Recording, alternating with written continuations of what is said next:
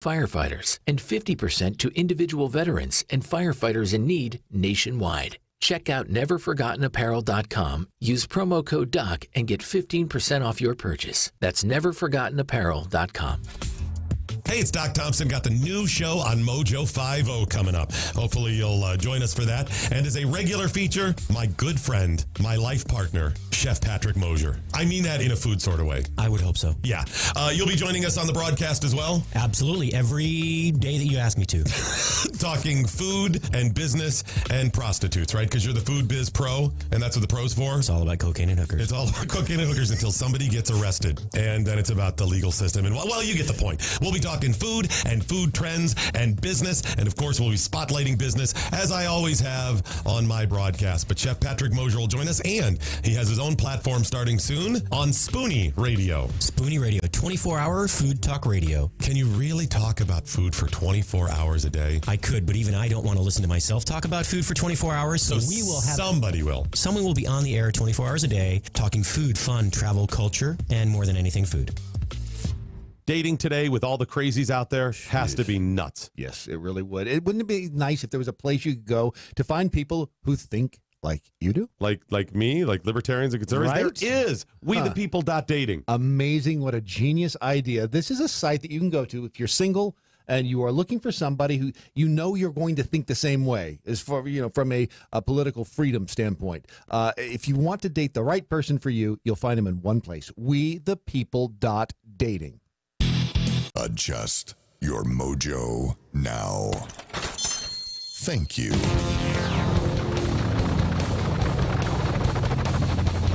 The mothership has landed. Doc Thompson.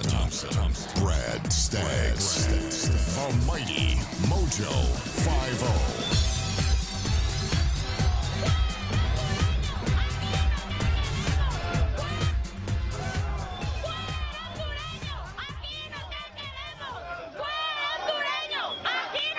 Wow, even Tijuana doesn't want you. How horrible is it when Tijuana doesn't want you? Really bad. I'm serious. The donkey's like, oh, who the hell are these people? And tell them to shower. Well, they've been on the road for a week. People whose town is known for shows with bestiality. That's your... Yes. When you say Tijuana. That's like your branding statement when they're like, we don't want these people here. You got a problem, seriously. Yeah. Yes. So the caravan has reached Tijuana, Mexico, and the Tijuanans are like, oh, hell no, who are these freaks? We don't want you here. Really, really Go bad. home. Well, it's giving some credence to the fact that maybe the caravan was really a bunch of crap. Yeah. It's kind of lending itself. 20-year-old Kevin Flores says, and he's one of the caravanners. Caravanites?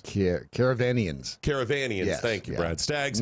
He's one of the Caravanians who has now held up in kind of a stadium there in Tijuana and said, we came here for the opportunities available in the U.S. or any other country.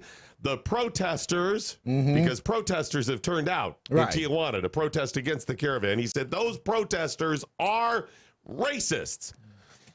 Yes, and I'm standing with them, Brad. They're in Mexico. They're protest. Those brown people are protesting. Those brown people is racist. I mean, what they're saying is we Mexicans don't want you Hispanics here. Right. Is racist, Wait, Brad. that doesn't work, does They're it? saying, you brown people, we don't want you here amongst that just seems us brown people. That seems racist. That seems like a racist fail. What do you I don't know. mean? It's just, to me, maybe it's just me, but that just seems Kevin like a fail. Flores understands racism, Brad, because he's on the front line. He sees it every day as part of the caravan, marching through Mexico and all those Mexicans looking down at the other Hispanics. Right. Those Latinxes looking down at the Latinxes. They're all... Yeah, that's a problem. I think... He pointed to examples. Okay. They've been singing the national anthem. Which one? No, I mean the people of Tijuana. Singing the Mexican national anthem. Okay. All right. I don't That's even know racist right there. I don't even know what the Mexican national anthem is. There's two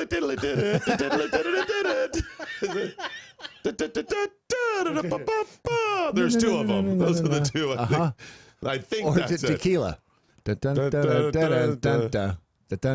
I'm good with that. It's one of the. I'm totally down with that. One of them is probably the national anthem, like the Star Spangled Banner, and the other one's like America the Beautiful. It's probably like that. Right. Okay. Yeah. So it's easy to get them confused. Right. I understand. I think the Cucaracha is the city song of Tijuana. So nothing to do with donkeys. Right. More of a cockroach thing. Might be the theme to Mr. Ed. I don't know. I don't know. I'm coming at this from a place of ignorance, and maybe he's right. Maybe somewhere in the Mexican national anthem, they talk about Hondurans and El Salvadorians and Guatemalans, you know, showing their racism, right? Yeah, for the same race. Brown people. He said they also chanted Mexico, Mexico. They chanted that. There was nothing that rhymed with Mexico, I guess, is what they couldn't. What do we want? Mexico. When do we want Mexico. We're already here in Mexico. That's not going to work, I don't think. All right. That's a problem. They could get a little advice from some of our people up here. Exactly. Maybe that's how we get And he rid of said it's also racist because they chanted yes to migrants, no to invaders. Race, Brad. Just the racism, even south of the border. Okay. Right? Yeah.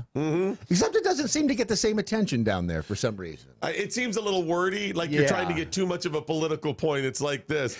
Yes to migrants because we believe in secure borders, yet still don't want to be invaded, but we would welcome people who are willing to come. It's when do we want it? Today, now, tomorrow. It's a little wordy. I think I see an opportunity for capitalism to step in with some lessons on protests. Yeah. I think we good make opportunity. Some serious some sort of classes and some signs, something like that. Yes. Here's what we do. We go down there and we get some Mexicans to make us signs. And then we sell those signs to Mexicans. Oh, that's a good idea. Now, do we make them bilingual or only in Spanish or only in English? Oh, you know what it is? You'd have to make them in both Mexican and Honduran and El Salvadorian and Guatemalan in all of those different languages. Is Guatemalan a language? Well, according to Kevin Flores, it's a different race, so I'm assuming it comes with a different language. Yeah, you're right. You're right. It's all tied together there. That's true. Here's what we do. We illegally get some people from some other part of the world and bring them into Mexico. Ooh. That's right. We'll get them to do those jobs Mexicans won't do. Right. In Mexico, do Americans mow lawns? No. It's like South America. Oh, okay. I got you. So they just bring the Guatemalans up to mow the lawns. Yeah, Brad, I think Kevin Flores might be onto something about this rampant racism, by the way. Some Mexicans said, are you ready for this? Some of those people in Tijuana who had 3,000 people poured into their town over the weekend, and there's more on the way. Some of those Mexicans, those Tijuanans, says that Mexico doesn't have the resources to care for its own people, let alone migrants from Central America. Racism. They said that is racism. Yeah. They said, listen, there have been a bunch of hurricanes recently. True. And a bunch of Mexicans are suffering. That's true. Yeah. You know, they've been displaced, communities affected, and they said, we don't have the resources for that. Plus, Tijuana has an all-time high homicide rate. And they said those resources could be better spent elsewhere. You hear that racism? It is, yeah. Take care of Mexicans first with Mexican money. This is all sounding very familiar. I know. Well, very, very you're familiar. around a lot of racism. And they also said that Mexico should follow Donald Trump's plan and enact stricter border policies and should secure the southern border of Mexico with Guatemala and then require all immigrants, listen to this racism. This is horrible. Should require all immigrants to only enter the country legally. Whoa! They have gone bat crap crazy. Do you see what I'm saying? Mexico. Man, they are nuts down there. It gets worse. Mexican nuts. That's right. Those are jumping beans. Gotcha. I knew that we're moving. They pointed out that, wow, this is really difficult for me. With the racism and the racial racism. Right. Said that some members of the caravan tore down part of the fence between Tijuana and San Diego. Some of them even climbed it, and they said this proves that they are violent and disorderly. Whoa. This is heavy. This is heavy. Some are also concerned that the caravan could cause the U.S. to close the border, and that would hurt people who cross the border regularly for business and stuff. For the donkey show. I mean, think of the donkey show workers. It's going to hurt. It's going to put the donkey out of business potentially. And then we all lose, don't we? Yeah, we do. When you have unemployed donkeys. Well, and young Southern California boys who won't get over there and get a chance to see people having sex with donkeys. Missing the banana show, a coming of age for many, many years, putting the donkey out of work and all kinds. It's sad. It is. But that's what racism does. It hurts all of us, Brad. I haven't seen the banana show, but apparently that would also hurt the Venezuelans. Isn't that where bananas come from? Tijuana's mayor called the migrants vagrants and potheads. I remember, this is Tijuana's mayor saying this. He finally got an opportunity to look down on somebody else. Damn it, this is my shot. Right? Puffing up his chest. The mayor of Guatemalans? Mayor of the town, known for the donkey shows, finally found somebody. Yes, we're having sex with animals in this town. That's our business. But we're not vagrants or potheads. We just have sex with animals. You got to draw the line somewhere. These people smoke pot, you know. Wow. Coming into our town. That's disrupting horrible. our animal sex. That's horrible. You know. Disrupting animal sex. Whatnot. Yeah, what are you going to do there? Shocking is what it is. He never thought this day would come. I know. He's out there singing the Mexican national anthem in That's the street. Right. What's worse than having sex with donkeys? Apparently walking around and smoking pot. The founder of a San Diego-based immigrant advocacy group known as Border Angels. Oh, they've got to be good with a name like that. With a name like Border Angels. We were going to go with vagrant potheads, but... you know, we fortunately we picked Border Angels. We hired a PR firm. It did. It worked out well for us. It really did. Everything kind of worked out. This the San Diego immigrant advocacy group named Border Angels basically blamed the mayor's comments on racism. Yeah, you're getting no doubt. What would be the ultimate? He's in San Diego. What or who would he blame? Trump. Oh, there it is. It's Trump's fault. Damn it, He said words of hate cause acts of hate. We've seen it with the Trump administration, and now we're seeing it with the mayor of Tijuana. Wow. He said, we will not tolerate that. We know that Tijuana is a loving city. If by loving you mean donkey loving. Yeah. Bow chicka bow wow. I wish I could speak Spanish. Un poco solamente. I mean that because I'm assuming I've never been to the banana shows down there. I've never been down to the. I think that's a generic term for the shows where they have the weird sexy the animal and whatever. Did you just say weird sex? Weird sexual. They have those weird sex animal shows. Yeah, those not weird, the normal, not the normal, not the with normal. Just a donkey. There right. is some other weird stuff. I mean, they too. start pythons, and then they've got the monkeys. And it's... I can only imagine it's similar to like strip clubs in America. It's on the center stage, welcome Bambi. You know, they got the. Do they have the same guy in Spanish saying, welcome, Felipe the donkey? Yeah. But it's got to be, Yeah, it's true. Yeah, in Espanol. Have you noticed, have you ever stumbled across any of the Spanish radio stations, scanning the dial, and they all sound like Dracula? The big voice guy? Yeah. They Donde está? I only know Donde está. It's the only thing I know. That's where. Donde está el baño? Es en la cocina. That's how they're always like, Donde está? El cerveza es en el baño. My wife and I were scan of the dials, radio style, near Washington, D.C. one day, and there we stumbled across a station. It was it must have been like Big 105 or something, because they kept saying grande over. Yeah, they kept saying grande over and over, but then blah blah blah, grande. That's the one. They had drops of women going, oh, grande. I'll give them that. It's like Spanish TV stations. Holy cano! They are not afraid to bring those bad boys out. Oh, they bring them out. They bring them out. Anyway, he said, we will not tolerate that hate. We know that Tijuana is a loving city, Yes, what with the animal sex. Yes. Now, Donald Trump did not let it go. Oh, good. He didn't let it go. Oh, I wouldn't imagine that he would. Saturday, he tweeted, isn't it ironic that large caravans of people, grande, are marching to our border wanting USA asylum because they are fearful of being in their country, yet they're proudly waving their country's flag? It is a little strange. Can this be possible? Yes, because it's all a big con. Grande con.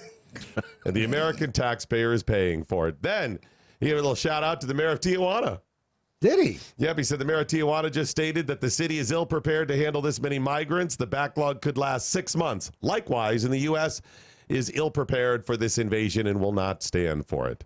They're causing crime and big problems in Mexico. Go home. MAGA.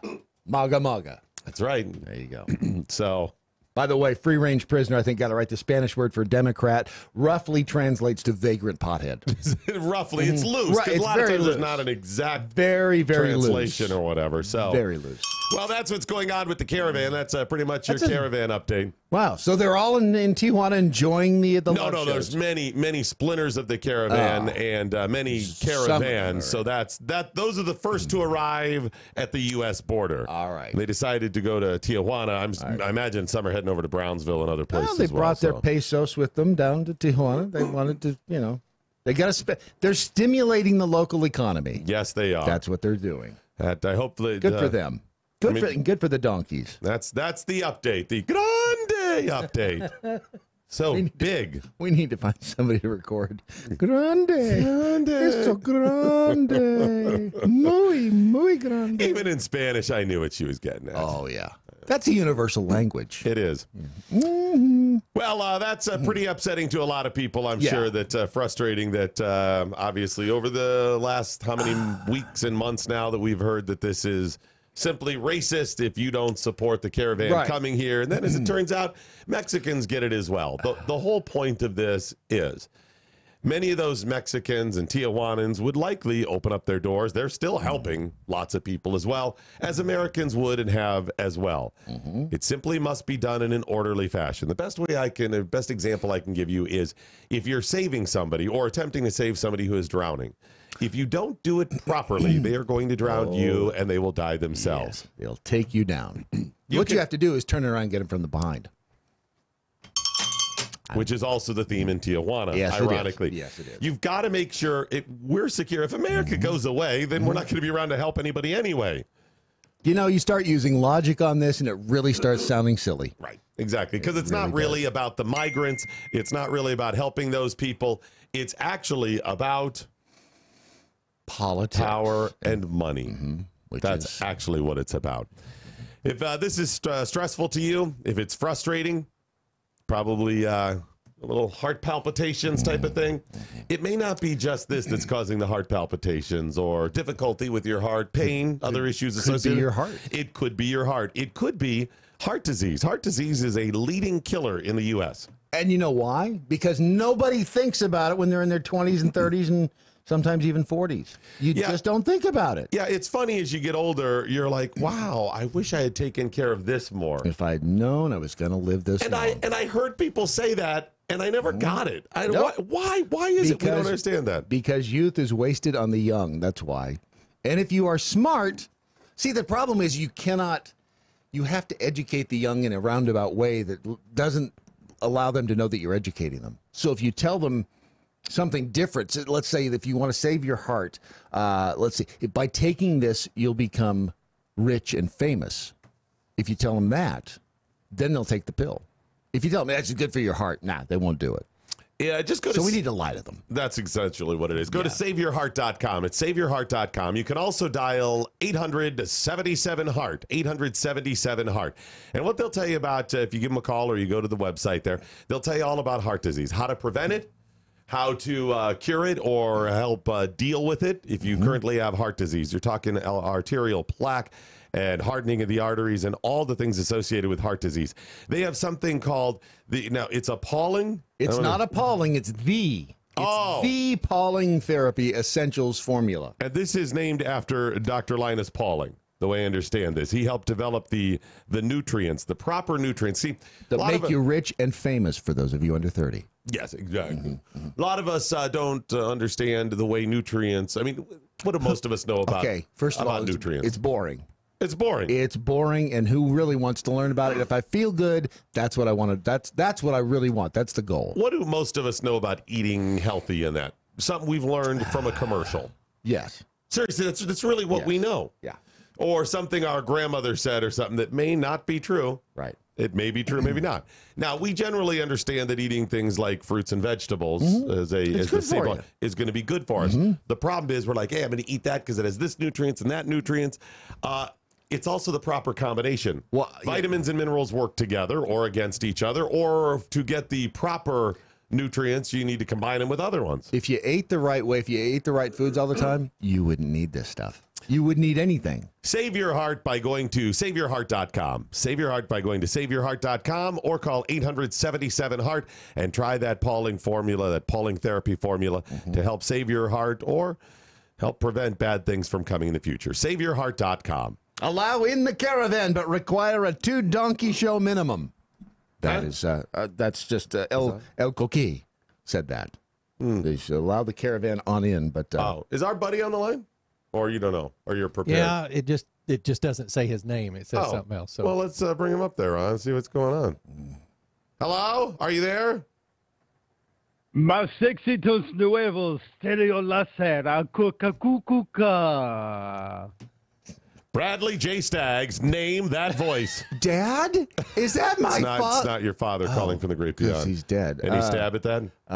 It's not your dad. It's not my... I had no Caller, idea. could you offer one word that may clue him in? One word. No? Testudo. There it is. That's the too word. easy. That's It the is word. my dad. Mr. Opelka. That would be my father. I've just listened to you kids this morning, and I'm recalling my days along the border with Mexican radio stations leaking across into Texas. Oh, that's like right. so many in the caravan. And Grande. that's where... Yeah, I heard a lot of Grande and Donde está la biblioteca. And my favorite, though, was, when you go to a Mexican strip joint, if you would go there, maybe You've after heard. several beers, you would hear them say, Me gusta mujeres con piernas flojas. And that means I like the ladies with loose legs. I learned that later. Yes, I do. I like Is the that ladies. like the flappy legs? It I don't is. know what that... That's right. Yeah, not muscular. Okay, gotcha. All right. Yeah, you don't want All I women to know work is out. it was a hot day and we went in for a cold beverage and I said, what do you say? And he goes, repeat after me. Me gusta mujeres con piernas flojas. I'm like, okay. And I got slapped. Yes. Wow, you got slapped at a Mexican strip club. That's Wow. Must have really been offensive. Or, you didn't have a lot of money on you. Is that what it was? that's the problem. But speaking of Spanish, did you hear what our friend Alexandria Ocasio-Cortez said yesterday? No. This is someone who's going to make $175,000 a year for the next 2 years at least, and have an office that you and I pay for in the Bronx and D.C. and staff and franking privileges. She can mail as many Christmas cards as she wants. But she doesn't understand basic civics when talking about the government of the United States. So you got 15 seconds for me? Sure. All right. And if we work our butts off to make sure that we take back all three chambers of Congress, rather all three chambers of government, the presidency, the Senate, House, 2020, we can't start working in 2020. All three chambers of government: the presidency, the House, and the Senate. Yeah. You know what? Chuck Schumer said that virtually the same thing. Do you remember when he said that? 3 branches of government: That's right. The House, the Senate, and the White House, the presidency. Yeah. So, and they're both from New York. Apparently, there's trouble with civics in the state of New York. I just wanted to share that with you. English might be a second language to her, although she speaks it pretty well. She just doesn't have any brain behind it. I know she could probably do well ordering a beer at a banana show in Tijuana. Me gusta mujeres con piernas flojas. On Twitter, it's at Stuntbrain. At Stuntbrain, because he's a stunt brain. Michael Palka, thanks, buddy. All right. Wow. That was a surprise. It was. Well, good for him. Yeah. It's good to see him getting up and around. getting out of the house. At his age. She's not just laying in bed moaning. No. But yeah, you actually get to a point, you younger folk in the audience, you'll get to a point where you're like, it's comforting to just, I just lay in bed and just go, that's actually a pretty good day. And there's no one else around. You're just moaning by yourself. Right. Yeah, that's just comforting to go. That's the pleasure. All right, lots more to come, including a story. There was an incident. Uh-oh. I've tweeted about it over the weekend, posted on Facebook. There was an incident. Details of that coming up on your Daily Mojo. All right. A free exchange of ideas. MoJo 50. I'm Mike Opelka from PureOpelka.com. Here's your 2-minute drill. At the risk of sounding like the neighborhood nutjob who stands on his front porch and yells, "Get off my lawn, you kids," I'm going to yell at the kids for being stupid. What am I talking about? I'm talking about something that is dumber than boofing. And don't act like you don't know what boofing is. We all watched the hearings and we all Googled it. Something dumber than biting into a Tide Pod and thinking that's a good idea. What I'm talking about is an activity being done by kids in India, and now thanks to the reporting by the Daily Mail and then the Jakarta Post and the New York Post, kids everywhere will know about menstrual pad moonshine. Wait, what did he just say? Yes, menstrual pad moonshine is a thing in India and has been for a couple of years. Here's what kids are doing. They're collecting used tampons, used menstrual pads, and then boiling them, saving the water, letting it cool, and drinking it morning, noon, and night. Why? Because they claim it gives them hallucinations and makes them feel high. Why does it make them feel high? Oh, I don't know. Maybe because you're drinking distilled chlorine, because that's what's put in those products in order to sanitize them before they are sold in stores. Kids drinking liquid from used tampons because they think they're getting high off something natural when they're not. Idiots. Absolute idiots. Testudo, my friends. Testudo. Mike Opalka's 2-minute drill is powered by MoJoWildRice.com. Their wild rice is a superfood, gluten, sodium, fat, and cholesterol-free, yet high in fiber, protein, zinc, phosphorus, and trace minerals. But you're going to love it because it's delicious. MoJoWildRice.com. MoJoWildRice.com. Were you shocked by his commentary? The 2 minutes? The last thing I heard was used tampons and something about Yeah, I was going to cover this story, and I didn't. It was so sensational. I thought it may be a joke or from an the onion story or something. And I didn't have a chance to do more research on it. I'm glad Opelka covered it. I didn't have to. Yeah, I don't even understand how it's possible that they're getting high that way. What are they putting him in a bag? Is it like huffing? I didn't hear the other part. Far worse. In case Brad was tuned out during that. No, segment. I was in the other room trying to. I had other duties. Brad was. I mean, the basic idea, and I don't understand how it works. I can't believe I'm going to repeat this. Okay. They boil them. Oh no! And then consume the liquid. Oh no! Oh, can we talk about Chicago gutter water, please? The one thing he wants to talk about now. Yeah. Let's. Should we just move on? Yes, that's a good idea. Are you sure? Yes, I'm fairly. You sure you want to move on? Yep, sure am. All right. Maybe we'll get some communiques, and the incident I mentioned over the weekend, I'll get to a little bit later on in the broadcast if you're waiting. But it's going to be good. It's going to be. It's just you get to a point where you say, you know what, F it. I'm tired of dealing with a-holes. There's a time when people must be served the justice they deserve, and that's what's coming up a little bit later on. In the meantime, 1024th Insider Purple Taint. Right now, Tad Cochran is booking a flight to Tijuana. Well, they do unspeakable things to animals there. Oh, no, they speak of them while they're doing them. Oh, that's right. He did unspeakable things to animals when he was a child. Yeah, well, there you go. Sam F., border angel or burro angel? There's a big difference. Just making sure. Oh, border angel and burro angel. Could have been lost in translation. Stinky says, did you just call my dear departed grandmother a liar? I don't know. Did we? I don't recall saying Stinky's grandmother's a liar. I don't think we said whose grandmother. Okay. So it could have been or may not have been. Yeah, it may not have been your grandmother. By the way, Stinky, your grandmother's a liar. She is a liar.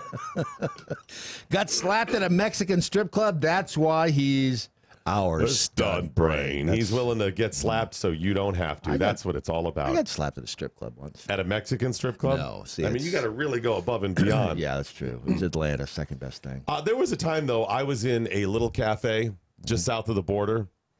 And there was a woman in there. For a strip club? No, it was just a little cafe. And there was a woman in there that was giving me looks that made my mouth water. Okay. No, what was the looks? Made my mouth water. Okay. All right. In a cafe. In a little cafe, right? So it's food. Let's just move on. Yeah. I heard she belonged to a bad man, Jose. Oh, what song is it? Damn it. In a little cafe, just the other side of the border. Now, see, all I got in my head Come a little bit closer, you're my kind of man. Wow. I did not know that lyric was in there. Now I do. Yeah. Jay Black and the Americans, baby. See? Oh, you're just mad because I got you last night. Please clarify for the audience. Nope, I'm leaving it right there. ElementMattress.com. Check it out, ElementMattress.com. They have got such a great deal for you. First of all, it starts with the Element mattresses. Element mattress, you will get the best night's sleep you have ever received. It's top of the line mattress. This is the good stuff right there. ElementMattress.com. And you won't be all hot and sweaty doing it. I mean, unless you want to be. I think that you're not automatically hot and sweaty on an Element mattress. And that's what a lot of people, if they ever tried one of the foam, the contouring foam mattresses in the past, it's like, man, you get sunk into those things, and they were like, it's kind of a sweatshop. It really is a libertarian mattress. Yeah, because you can be hot and sweaty if you prefer to. If you prefer to be on an Element mattress, absolutely. But unlike other mattresses that have some memory foam to them, where you're automatically forced, that's like government mattresses. Yeah, I don't That's like big control commune. You will be hot and sweaty because I say so. It's like that. Completely different in this case. Element mattress, like, hey, buy our mattress. You want to be hot and sweaty? Be hot That's and up to you, baby. If you don't, that's cool, and so will you be. And if you're hot and sweaty, it's okay because it's antimicrobial. And there's the other part that really you don't want. Who wants fungal? What kind of freaks? I mean, you know who wants that? Caravan people. Yes. Because that's a step up from whatever country they're in. They're like, hey, mattresses that are filled with fungal and bacteria. Don't you bring your fungal into the donkey show. That's Don't right. you do that. That's the mayor of Tijuana. Potheads and vagrants. Yeah. Element Mattress is waiting for you to have the best night of your sleep by going to elementmattress.com. Specifically, check out that copper ion mattress that is naturally antimicrobial, antifungal, and anti-dust mites. It's Element Mattress at elementmattress.com. Florida man's purple MoJo. Why is Stunt Brain not on MeWe yet, Doc Thompson? That's a good question. That is a very good question. There's been some changes in his life. Maybe he's working into it, something like that. As he gets older, you know. Look, the first step was just getting him out of bed this early. Now that we've done that, we're working with him behind the scenes. You know what's so funny is knowing that Mike is listening right now and that we're talking about him and being a radio professional as he is. Yes. And by that, I mean still of a junior high school mentality. Everything you say right now is shave and a haircut. He's at home screaming to himself, yes, 2 bits, 2 bits. I've got a story about that. That's what he cannot help it. It's built into him now. Yeah, one of the nice things about drinking with Mike Opelka is no matter what you say, he has an amazing, wonderful story. And yes, he does. And name a celebrity. Yeah, and he has a story about it. Yeah. Most of them, something a direct tie-in, something that he knows. Definitely something indirect or once removed. So I mean, you go pick somebody. It's kind of like the 6 Degrees of Kevin Bacon. If he doesn't know what's her name? How about Ethel Merman? Oh, he'll have one. Of course, he'll probably have 3 about her. Yeah, because there's no business like show business. Who please. doesn't? Right. Who doesn't have one about her? So yeah, Shirley Booth. Boom, he's got a Shirley Booth story. Shirley Temple. Shirley Temple. He's got one of those as well. Yes, he does. I wouldn't doubt that if Mike Opelka has had Shirley Temples with Shirley Temple. Oh, I'll bet he has. Or Lana Turner. He may have had Shirley Temples with Lana Turner. Or Lana Turner with Shirley Temple. Absolutely. Who knows? But Both he's of them got at the the same stories time. about it. Yep. A woman is suing her ex-boyfriend, claiming his... this is going to be a really difficult story to get through because there's so many all right, twists and pieces of things that... Let me just...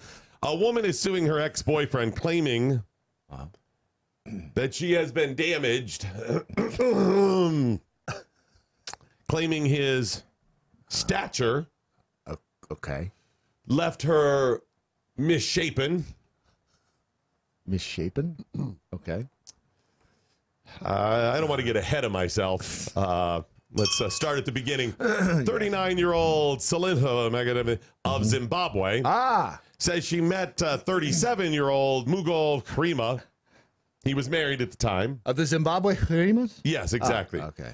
But they started dating anyways, even though he was married at the time. She said, now, prior to their physical relationship, she was fit in her nether regions. Fit. Okay. Unmodified. Unmodified. In its natural state. Well, I think of when you say when you're working out and you're fit. Your muscles are nice and tight. And strong and limber. She was fibrous. Fit. Gotcha.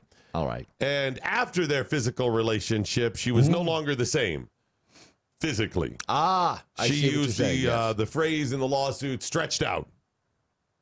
Well, that's descriptive. That's descriptive. Okay. Like after you take pantyhose off. Yes. I gotcha. All right. Now I've got the picture. Or even a T-shirt. Or a T-shirt, fresh out of the dryer. It's nice and fit and tight. Yes. And then you wear it a day and it's pulling and you're working it and it's just, it's not the same. Yeah. I'm with you. Yeah, she's like a T-shirt. Used to be fresh out of the dryer. Right. Ready? And then, that's what she's claiming. Okay. She said it has left her undesirable for lesser men. How would they know until they, I don't know, sample the fruits? From the fruit bowl, yes. From the Fruit of the Loom bowl. Yes. That's the problem. They get down there, whoa, what is this? What's this old T-shirt? This is not out of the dryer T-shirt. This is a worn T-shirt on the floor. I believed while dating a 29-year-old woman I was going to get a fresh out of the dryer T-shirt. Boy. The hell is this? They were surprised. She says she needs reconstructive surgery. That's going to cost her 150,000 rand. That's a lot. Yes. That's a lot of rand. It's about 10 to 15,000 US. Okay. Is that a lot of rand? That's a lot of rand. That's more rand than I got. So is she suing for the money to get reconstructive surgery? She said his abnormally long manhood, quote, abnormally long, so has left her now unfit and, her phrase, stretched. Now, local media that has been reporting on this has not confirmed his actual size. That has gone unreported thus far. Anything beyond 152 millimeters. Well, I would say that if this lawsuit continues, it's all going to come out in court, right? I mean, it's... I would say this, that unless she's stretching the truth. Could be. She could be stretching the truth there. I don't know why, but in my head, I keep hearing the trial unfolding with her attorney being a Southern U.S. lawyer. Ladies and gentlemen of the Zimbabwe jury, I'd just like to point out that if you have a manhood that is abnormally long, it is inclined to make somebody like an old T-shirt. And first of all, I would like to present Exhibit A, the old T-shirt in question. Now, which of you gentlemen of the jury would actually like to sample this old nasty T-shirt? Exhibit B, a young, fresh, out of the dryer T-shirt. Now, who wouldn't like that instead? Fresh out of the dryer, too. Fresh and warm. Like, I mean, right out of the If dryer. it pleases the court, and I'm sure it does, I'd like to now instruct the defendant to drop his drawers. Excuse me. Obviously, if it does not fit... While I whip this out. Excuse me. While he whips this out.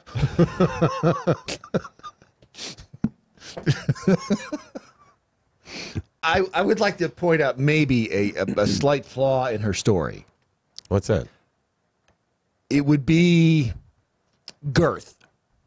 Yeah, I thought that too. She was a girth, not length.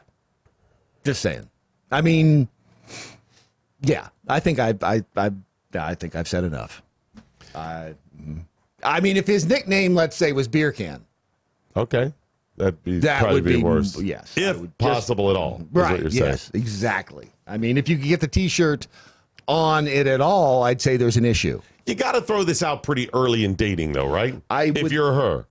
Yeah, or him. You have to toss it. Yeah, I mean, I think you have to I'm saying if you're him. You have to put the can on the table. Dude, if I'm sued for this, I'm wearing it on a T-shirt. Yeah, oh yeah, I'm showing up in court. It's on every my day. resume. Yes. Yeah, you don't have to subpoena me. I'm waiting at the courthouse steps this morning. You don't have to what?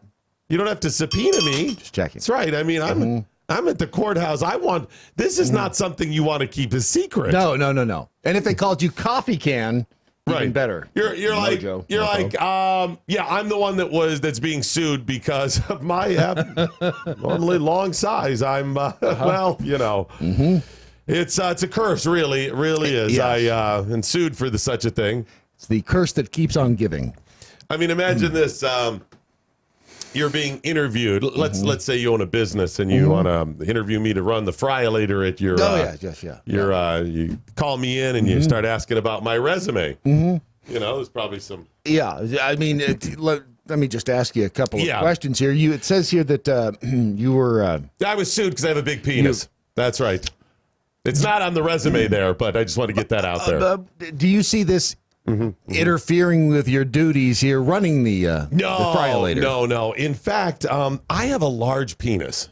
I just want to make sure that I'm not sure if you heard me there. I think we've covered that. Now, do you see? I mean, this, I'm willing to just show you my large penis because I'm showing everybody at this point. Let me just. I mean, do you see this maybe getting in the way of running the fryolator here? No. I have a large penis. I just. I think we've covered that. I was sued fairly because well. it's so big. Just so you know, yes, I just put that out. I can. Yes. Why are you telling me? Hell, I'm telling everybody. I'm telling everybody. Yes. Hey, yeah, you're not going to need to get a job running the fryolator. No, you're going to have a lot of sugar mamas. Yes, That's you how it are. works. Maybe a few sugar daddies with old T-shirts. Right, exactly. Old T-shirts. Wow. Now, if you're her, you want to put that out ASAP. I wouldn't put it. I wouldn't put it in your online profile or anything else. But you want to tell people early on in the first date. Yeah, it's just something that you need to get out there because otherwise it just causes unnecessary. Right. There's going to be trouble. And you're going through all this, you might as well, yes. You might as well find out up front. Because it's no good to find out at back. Although, it occurs to me, Remember, everything on the internet is a challenge. Yes, it is. Yes, it's. Every guy out there's going. You call that a coffee can? Right, that's what I'm saying. Everyone's like, let me might show be you a challenge there. Let me show you my Folgers coffee can. Right, exactly. Yeah, that's a Sanka coffee can right there. Right, I think big difference. You want caffeine? Oh, you want caffeinated. That's right. That's right. That is in these big can over here. Let me show you that one. Mm-hmm. I think I'd charge like $40.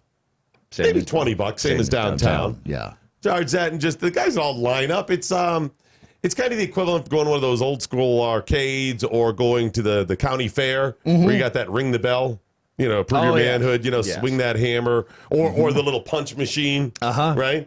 Yeah. You just do it. And they all show up and you're just like, she sits in a room, let me charge sit this $20. down.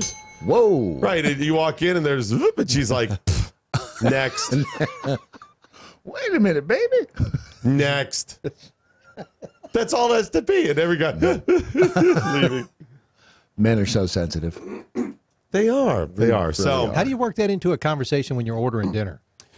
Well, Ron, I imagine, and I have some experience with these things. I'd like to. You don't order the cocktail weenies, first of all. No, nothing. No. If you recall my story about having the woman just kind of throw out there about the genital warts on the first date. God. I've told that story in the past. It was over salad, Ron. It was over the salad. Yeah, you want to get it in over the appetizer because that way you don't waste the money on an expensive entree.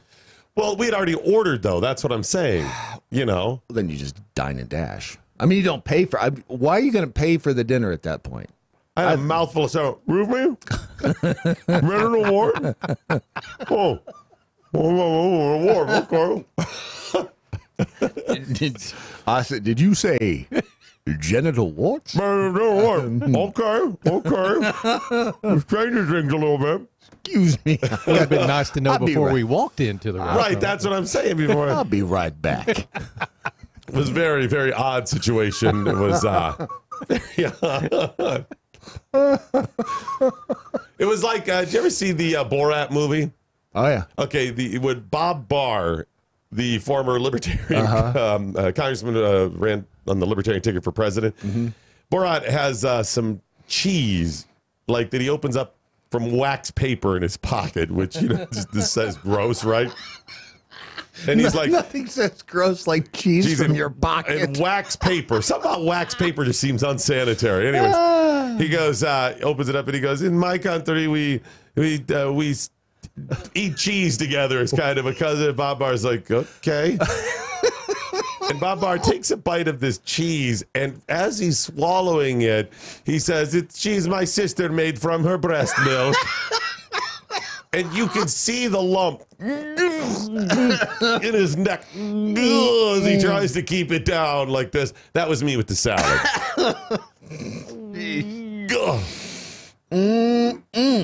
Got to have me some of that. It's good. Good stuff. Good eating right there. Cheese. That is mighty fine cheese. Anyone learn anything along the way? I'm pretty sure people are learning things. Make sure to share your comments, and please follow us all across social media as well. We got a big day coming up on Friday. It is Black Friday, and we're going to need all hands on decks. If you are a proud libertarian conservative, you want to spread the message, you support capitalism, and if you want to help us out a little bit, a lot of stuff there. Oh, there's just a lot of things in there, and I really couldn't keep up between you and the MeWe crowd. Okay. If so, then please, on Friday, share all of the videos all across social media. You see us putting them out there. We'll be on, of course, Facebook and the Periscope Twitter and the YouTube channel we have and our regular. You see anything out there, share. If you look up the word media whore in the dictionary, there's our picture. Oh, that's the go-to. That's the day we've been waiting for. Yes, it is. Yeah, the other day we've been waiting for is Brad to actually drop some pounds. I'm down another 3. Good. So what is that, 27? Let's see. 24. 24. 24 is the last mark you were at. That's Then it so must you're be down 27. to 23. Yes. Okay, to 24. Yep. And he's doing it with RidUZone. You can as well. RIDUZone.com. RidUZone. You actually do look a little thinner. It is. It might be just the big pants. It's what I do is I go out and buy myself 3 sizes larger clothing than I wore yesterday. Is that what it is? Works It looks every fantastic. time. There's no such thing as a magic bullet or magic pill that's going to make you drop weight. It's just if you got to first of all have your head in the right place. Thank you. And then once you figured out that you're ready to take the journey, then you need every little bit helps. Every little bit you can get helps. Take RidUZone when you've got your head in the right place, and it'll keep you from sport eating. It'll help make you feel fuller, and it'll actually help your metabolism kind of speed up a little bit and burn extra calories. And that's the secret: fewer calories in, and you're going to lose weight. I mean, it's pretty simple formula. The difference is, though, not being hungry because it makes you feel fuller. Right. And then the other part is that you're still living a normal life. You're not ordering expensive food where it's like one little bite. Nim, nim, okay, you're done. Yeah. That was dinner. Where you're still hungry, that you can still go out to dinner. Listen, try the RidUZone today. You're still going to have Thanksgiving dinner. You're still going to eat, you're going to sample all that stuff. But instead of 17 plates of food, maybe you have 15 or 12 or whatever it is. Yep. You're going to eat less, and you're going to be burning calories. So while you're there looking a little thinner, you also got a little secret that you see cousin Sarah. And you have RidUZone, too.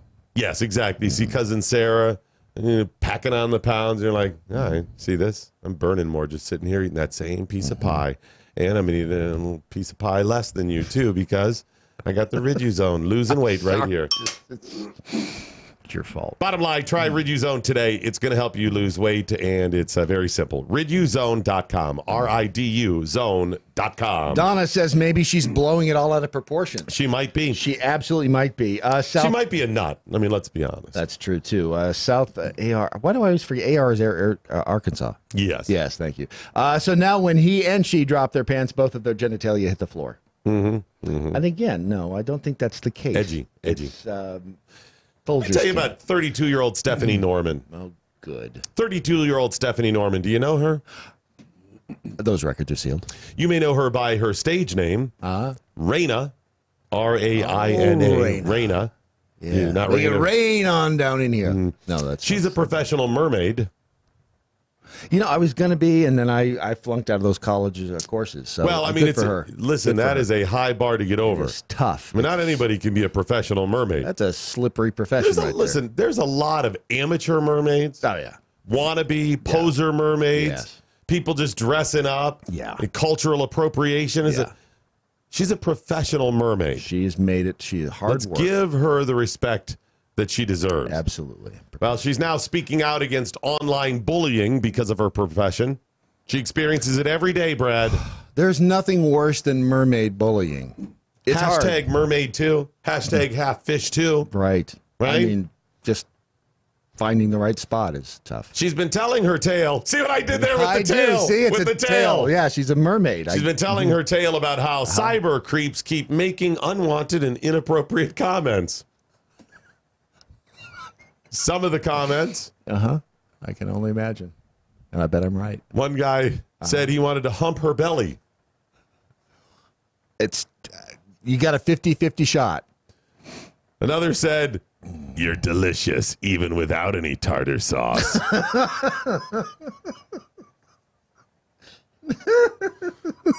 These are comments that she said that she's gotten that she finds troubling.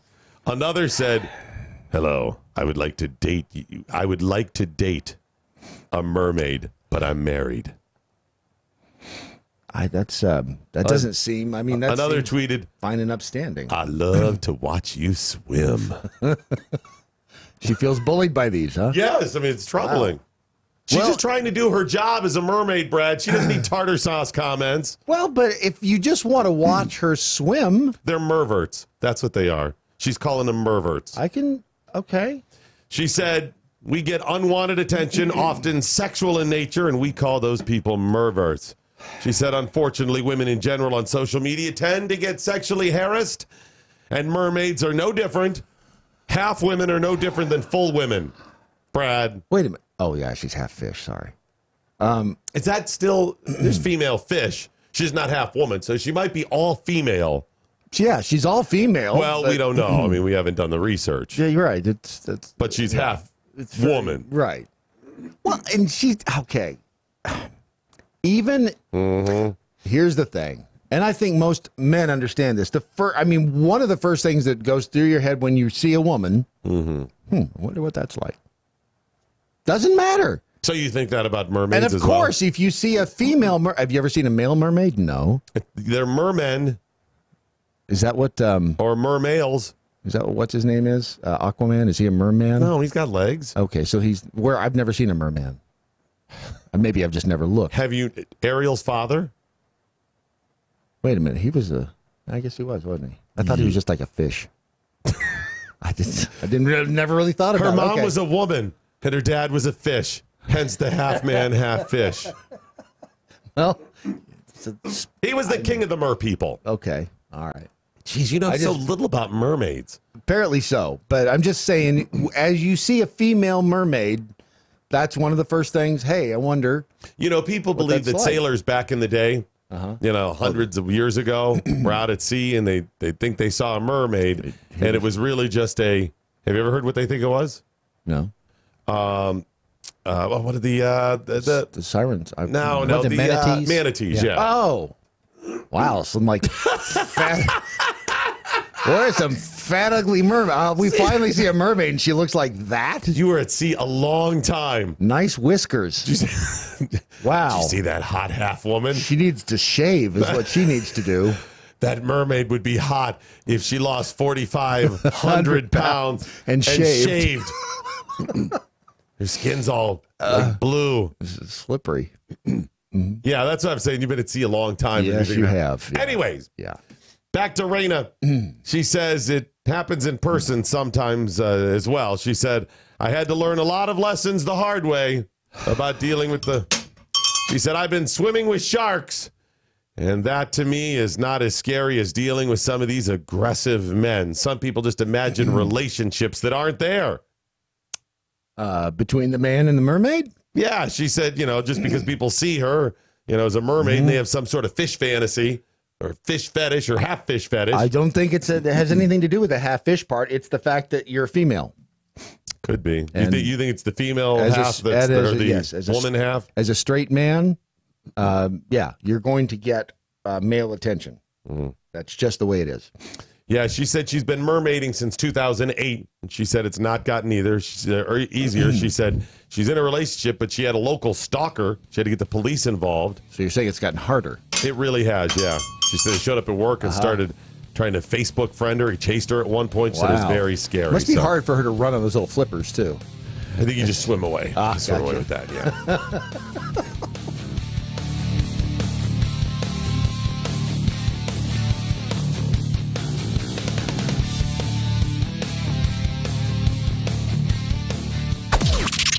This is the seditious, rabble-rousing, liberty-loving, home of fun, entertaining, and compelling talk.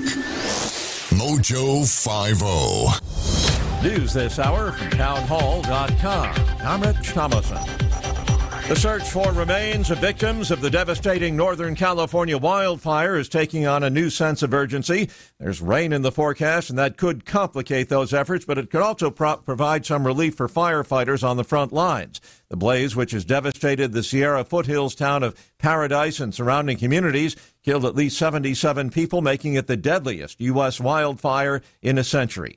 Edith Hall grew up in Paradise. She says she recognized many people at a recent vigil, and that made it very emotional. Some older people that might be, teachers that I used to have growing up. I'm worried about a lot of them and a lot of my friends. She spoke with KRCR-TV. Also at SRNnews.com, Israel avoiding early elections with a key coalition partner in Prime Minister Benjamin Netanyahu's government, saying that he will not withdraw his party, keeping the coalition intact despite a crisis that was triggered by a violent flare-up with terrorists in Gaza. President Trump says there is no reason for him to listen to a recording of the very violent, very vicious killing of Saudi columnist Jamal Khashoggi. Mr. Trump makes clear that the audio recording, which was supplied by the Turkish government, will not affect his response to the killing of Khashoggi. Well, there's more of the same in the weekly update on gas prices, and that's good news for motorists. We have another 12-cent decline over 2 weeks to the average price of $2.72 for regular, and this is now a 25-cent drop over 6 weeks. Also, this is the lowest price since March 23 this year. That's fuel price analyst Trilby Lundberg, who says at $2.72, now the nationwide average for a gallon of regular unleaded. On Wall Street, Dow futures up 29 points. More on these stories at townhall.com. Never Forgotten Apparel is more than just a premium women's and men's clothing line. It's a movement to remind us to wear American-made and serve those who serve us. Our heroes. Never Forgotten Apparel gives 20% of their total sales to nonprofits that support homeless veterans and off-duty firefighters, and 50% to individual veterans and firefighters in need nationwide. Check out neverforgottenapparel.com. Use promo code MATT, M-A-T-T, and get 15% off your purchase. It looks like you're losing. I am. Are you losing weight? I am losing. I've lost about 10 pounds. How are you doing it? It's a funny name, but I've done it with Riduzone. RIDUzone.com, and the stuff works. It's, you get into all that, the molecule this and the found in that. All I can tell you is it makes you feel full, and it keeps your mind off of wanting to overeat. And also boosts your metabolism, Yes, so you're it does. burning more. Yeah, Try it today. It's going to work for you like it's worked for Brad and countless other people. Riduzone.com. RIDUzone.com. This is David Barton with another moment from America's history. Over the past few decades, it's been argued that a candidate's private life is less important than whatever qualifications politically he might possess. This argument is a complete and unhealthy reversal from previous generations. As Founding Father Samuel Adams explained, he who is void of virtuous attachments in private life is, or very soon will be, void of all regard for his country. There is seldom an instance of a man guilty of betraying his country who had not before lost moral obligations in his private life. Private and public vices are connected, and nothing is more essential than that all persons in places of power and trust be of exceptional character. Therefore, as you vote in the upcoming elections, remember that the private vices of any candidate will absolutely influence public policy. For more information on God's hand in American history, contact Wall Builders at 1-800-8-REBUILD.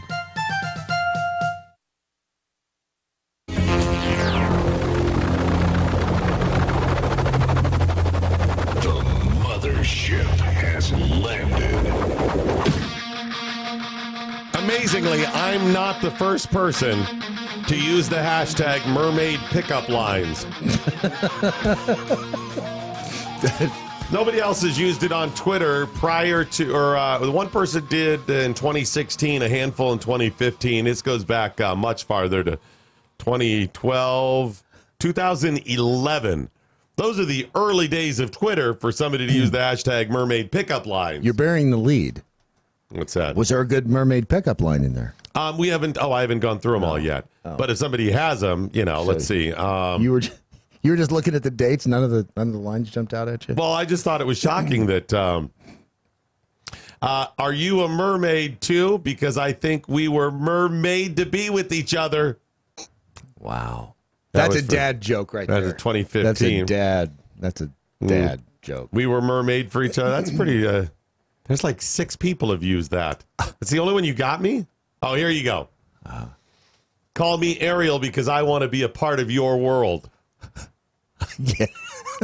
Now I know why nobody's used it since 2015. Yeah, and that's the best they got. I don't know. I'll be your aquamarine if you be my Raymond. Your Raymond? Aquamarine, I think that was a movie. What was Raymond? Chick targeted like a few years ago, like teenagers or something. Okay. Yeah. I don't know. He must have been the dude in it, maybe.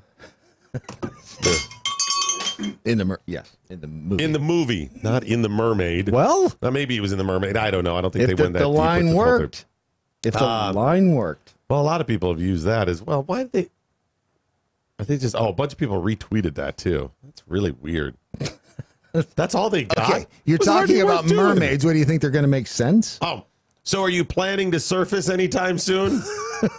That's another dad joke. Oh, here we go. Stinky has one. Finally, the jackholes are getting involved because they'll give these other people a smackdown. Yes, they will. Lame ass comments on it. Stinky, call me Ishmael. Ishmael. That's from. Is it? Moby Dick. It's the first line of Moby Dick. See? Well, what's that have to do with a mermaid, though? Never mind. It's Moby Dick. I got you. And it's sea themed. It's the word dick. Does that help you out, Brad? Sorry, Stinky. Sorry, I had to spell it out for him there. I'm so highbrow, some of these things slide right under me. Stinky, that's not you. That's Brad, okay? Just so you know. Sorry. Perhaps we just move along and I tell you about Dog Tag Furniture. Dog Tag Furniture has donated one of their wooden flags from dogtagfurniture.org for us to give away on Friday as part of our big Black Friday giveaway. It's all available. All you have to do is register at MoJo50.com. Yeah. It'll be valued at a couple to a few $1,000s. We've got one of the Dog Tag Furniture flags in there, a Minuteman watch, a gun from Tar River Arms, all kinds of really good stuff. Some Relief Factor, too. Relief Factor. I know we've got some MoJo wild rice in there. Yep. Are we going to give them, are they getting any of the raspberry pepper jam? Not getting mine, but they may get some. Keep your hands off my raspberry pepper jam. Absolutely. It's dogtagfurniture.org. It's a great company that was started with the purpose of helping to pay for the funerals of veterans. A noble cause, especially given the fact that there are thousands of veterans organizations, many of them very good, doing wonderful work. But nobody has simply helped veterans' families pay for the funerals of veterans. And it always struck me as particularly important because I would be willing to bet, if you ask anybody who is willing to die in service to America, who is putting their life on the line, truly, and you said, okay, here it is, you're wounded in battle and you're going to die in the next few minutes. Yeah. Quickly, before you die, what are your concerns? What do you want? Tell my family I love them. You go through those. Okay, you got a few more minutes. What can we do to help? Take care of my family. Yeah. There it is. Take care of my family. Yeah. Do it. Help them out.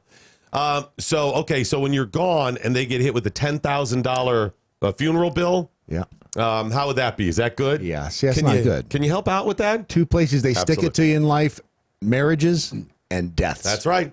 That's right. So maybe we help out veterans' families who, are going to get saddled with that. I think the average funeral is $6,800 to $7,000. That's the average. A lot of them are going to go $10,000. Awful. You get into an area of more expensive areas, going to be $10,000, $12,000. Those are averages. This is nothing elaborate. So help out today. Go to dogtagfurniture.org, purchase one of their wooden flags, and they send some of that money. I'm pretty sure it's all proceeds or all profits go to burying vets. And they've got a track record of people that they've buried. It started when they just had to go and take care of one. Yeah. Said, I'm just going to go ahead and help out a friend. And Troy does an amazing job making these right there in his garage, in his driveway. They're amazing pieces of art. Look at them now at dogtagfurniture.org and help out. We've scoured news platforms and agencies around the globe for today's most profound news headlines. Presenting them now, here's Brad Staggs. And the profound headlines are brought to you in part by Dog Tag Furniture. And you can do it's an easy way to do a small part to help out our veterans. The coming rain's a mixed blessing for California. They're going to be good for helping put out the fires. The death toll, by the way, now up to 76. Why is it a downside? I would think it would just be great. Volunteers, volunteers are going to be poking through the debris. They were doing that yesterday. The predicted downpours will help knock those blazes down. But here's the thing. They could also wash away telltale fragments of bone or turn loose dry ash into a thick paste. That will make, let's just say it's frustrating the search. But the number of people missing now stands at 1,100, I believe. 1,100 missing? That they have not been able to. Some of those are. They just haven't found it. I mean, they're not necessarily all dead, but it's quite a mess. I mean, you get a couple of dozen. That's a huge number for something like that. I mean, we're used to these stories about earthquakes or tornadoes from hundreds of years ago, and you go, well, infrastructure and technology, and they didn't, you get it, or an earthquake in Chile or something, killing, 4,000 people. In America, we're not used to those type of numbers. No. If you killed even hundreds, it would be staggering. This fire was just, and both of these fires just absolutely devastating. She has resigned. Nancy Pelosi? No, not quite that. Not quite that exciting. Brenda Snipes. She was she was overly scrutinized, I'd say, back in the days in the 2000 election. She was over the Bush-Gore recount. She was the election supervisor in Florida. She's just resigned? She's just now resigning, but it's not effective until January. Sunday night, she resigned the post she's held since 2003 after that whole Bush-Gore recount of 2000. According to the Sun Sentinel, her resignation is dated to be effective in January, which would mean her successor will likely be appointed by Republican Rick DeSantis. I think she may just have had it with all of the scrutiny. Well, yeah, you're like this. You're like, wow, that was a horrible time, but thank God we'll never go through that again. Yeah, right. Now you realize. Somebody brought up over the weekend with Powerball and Mega Millions. How many tickets did they sell this last when it was huge? It was like 300 million tickets, right? Mm-hmm. They knew within an hour, within 10 minutes, who the winner was. That's true. How is it that in a state like Florida, where you've got, 8 million people, if that? 8 million voters, if that? How can you not figure out immediately after the election? How can the Powerball and Mega Millions folks figure it out in a minute, and we can't get it right? No, I would say this. There's a problem. Two things. You've got varying ballot types, methods of voting, electronic and paper, probably a combination of those is going to throw things off. Mm-hmm. That's the big thing. Number two, they don't count anything before until the polls are closed, right? They start any count until the polls are closed. Okay. So you should still be able to know within an hour or two. You'd think. I mean, if they can figure it out for Mega Millions, you'd think there'd be a better system. Yeah, just I think so. I can't believe that we're still debating the systems, electronic or not, paper or not, and then what constitutes this. Shouldn't we at least come up with? It's got to be a way to come up with a better system. Yeah, removed from the current election or the current question. There's always a current. These things come up when it's like, oh, we got to start the recounts. And then we debate this stuff, and then we don't have the conversation later. Maybe we turn the voting process over to the Mega Millions folks. They seem to know a little thing about counting. Theater goers were panicked when a man jumped up and shouted, "Heil Hitler, Heil Trump." Where? This was in Baltimore. A guy stands up during the intermission of the play Fiddler on the Roof. This is Wednesday night last week. And he said, witnesses say the man was seated in the balcony of Baltimore's Hippodrome Theater. More than 1,000 people were in attendance. The outburst began minutes into the intermission, leaving audience members momentarily frozen in confusion. Some people reportedly said they heard the man yelling MAGA, the acronym, of course, for Make America Great Again. In a police report made public Thursday, hours after the story made waves, police said the man told officers he was actually motivated to shout out salutes to Hitler and Trump because of his disdain for the president. Really? His disdain for the president? His disdain for the president. Why? That doesn't make any sense. Officers said the man identified as Anthony Derlunas.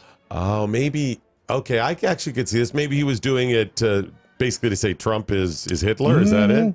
He also told them he'd been drinking heavily throughout the night. Well, there it is. He's kind of buried that where it's a little more easy to understand. Law enforcers found he was not a threat to public safety. However, he was escorted out of the theater and told to leave on his own. Wow. Heil Hitler, Heil Trump.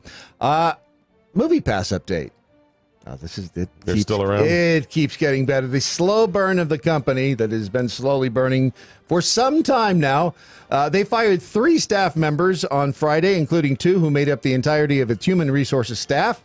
And once the people in human resources, once the people in HR start going, it's all downhill from there. The CEO has not been on an all-hands call in 2 months, according to the source, who believes this is a sign of his lack of involvement, and the company is planning to unveil a 3-tier pricing plan, with the most expensive plan being similar to AMC theaters, and they're about done. They're a stick a fork in them. I can't believe they're still around, but God bless them. Could be this week. I mean, they could be just gone this week. What are they saying? What are they saying to the employees in the office? Because you're going to try to keep them on on board with this thing. Hey, guys, let's have a big meeting. Yeah, we'll meet in the big conference room. Hey, everything's fine. Hey, we've got be good. It'll be great when we move into the new building. Yeah, things will be much better in the new building. It'll be fabulous there. That's what I always tell you. And We're having the lobby painted. Yes. Oh yeah, we've chosen the color. And, color scheme. Yeah, it's going to be great. I mean, so if anybody has any questions, a lot of exciting things coming up. Oh, can't tell you about them. But when they happen, you'll be amazed at how amazing. Big things. Huge things coming your way. I mean, we're partnering with other companies. Yeah, something like that. You could do. And you don't take any questions from the employees, do you? I don't.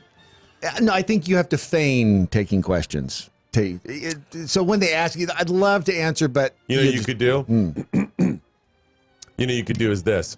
You don't just say, I'll take questions. Everyone raise their hand. You say something like, submit your questions on a piece of paper. Right. So it's kind of an anonymous thing so no one sees you raising Right. it. Now you spin it as in, I know you'd be too embarrassed or you may feel there'd be some backlash if you're questioning the company. No. This safe space. I just really want to have this conversation. Yes. Yeah. And lay out where we're going in the future and you get those in and then you don't have to worry about that. Want to be totally transparent in everything we're doing. Right.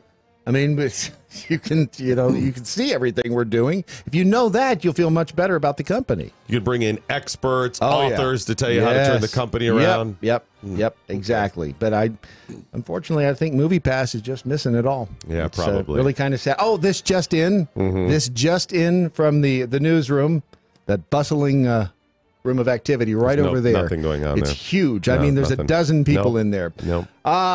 Peoria Bird Rescue has been seeking the owner of a bedazzled vest-clad pigeon. We will tweet out a picture of this pigeon if you do. So they have it or they're missing it? That is the pigeon. The pigeon. They found that They pigeon. found this pigeon. They are looking for the owner of the pigeon wearing a bedazzled vest.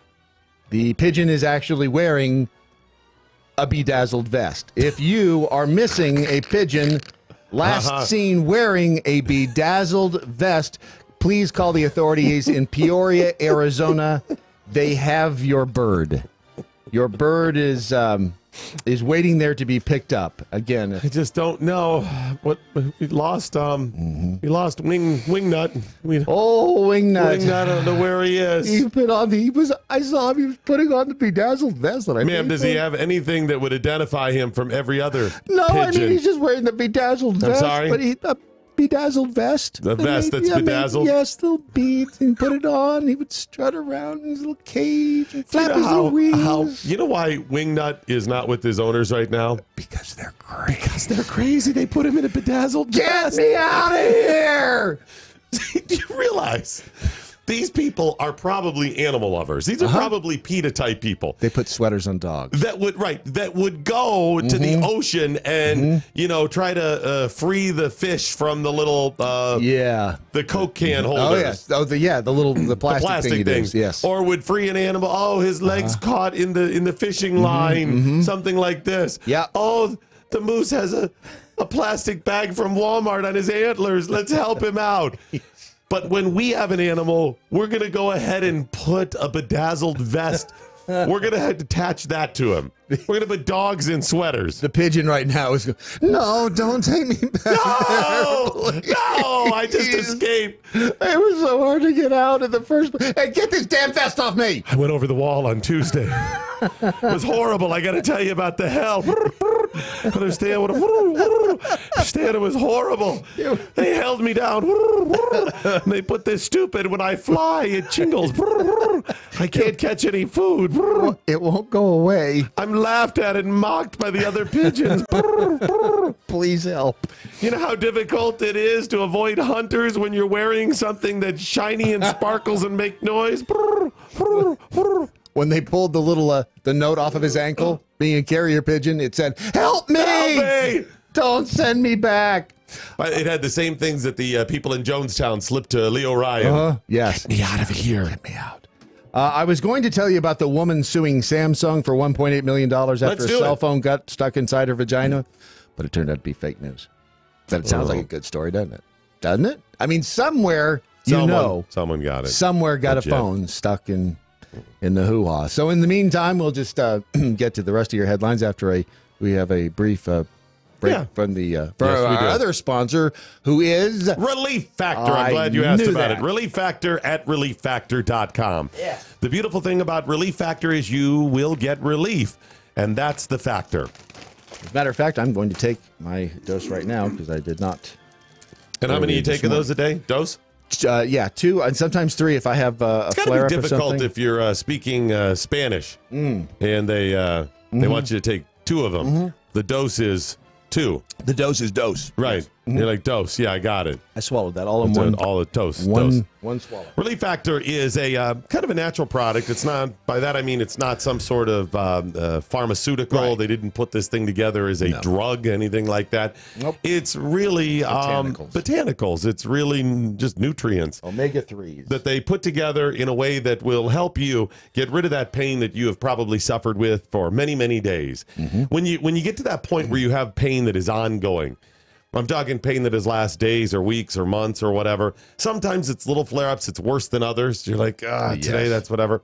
Relief Factor is something that likely will help that. And I say likely because it's helped more people than not. Yeah, sure, some people didn't see the results that others did. But the number one reason they didn't take it, they right? didn't take it the right way. And listen, some people just aren't going to. It's not like a magic cure, but most people, and I'll say this, if you truly have pain, where you become crazed by it, you're like, I would do anything. It's worth the $20 to try a month of it. The directions are kind of complicated. I can see why people don't follow them. What are the directions? Take 1 packet 2 times daily or as directed by your physician.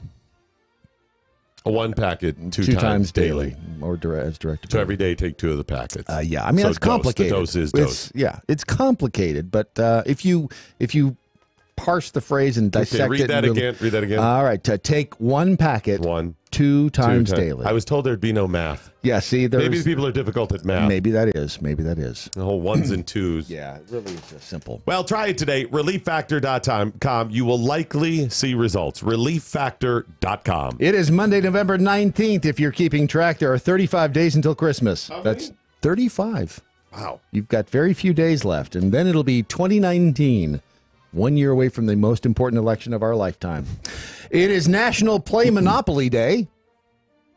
Okay. That seems very self-serving for Parker Brothers. I think it really is. It's Milton Bradley. Yeah. Parker Brothers. Isn't it? Yeah. This was delivered in 1863. The first Pony Express letter. No, I got you. Gettysburg Address. See, delivered it. See, I made you. I got you. In 2003, an arrest warrant was issued for this man. 2003. OJ. Wow. Michael Jackson. Oh, wow. Yeah, this is the day that he showed them, didn't he? Yeah. He got out of that thing, didn't he? Big time. He's been dead for like 10 years. Yeah, seriously, it's pretty close to it. Yeah. And again, Farrah Fawcett picked the wrong day to die. Yeah, because she died the same time. Nobody, yes, it's like she's dead. Calvin Klein's 75 today. Jodie Foster's 55. Meg Ryan's 56. And Shauna Earp is 23. Wow. Shauna Earp, she's got more Instagram followers than you or I will ever dream of having. What about us combined? Yeah, it's more than that, too. And what if we throw Ron in the mix? Yeah, it's more than all 3 of us. Making more money. He wrote Butch Cassidy and the Sundance Kid. He wrote All the President's Men, and he's dead. William Goldman. Oh, died William over the Goldman. weekend. Yeah, absolutely. He died over the weekend. He was not that old. How old was he? 87. He's pretty old. Okay, that's pretty old. Time to play Who Said It? Democrats should be getting high fives from sanitation truck drivers. That is what should be happening in America. Who said it? I have no idea. Oh, I'm sorry.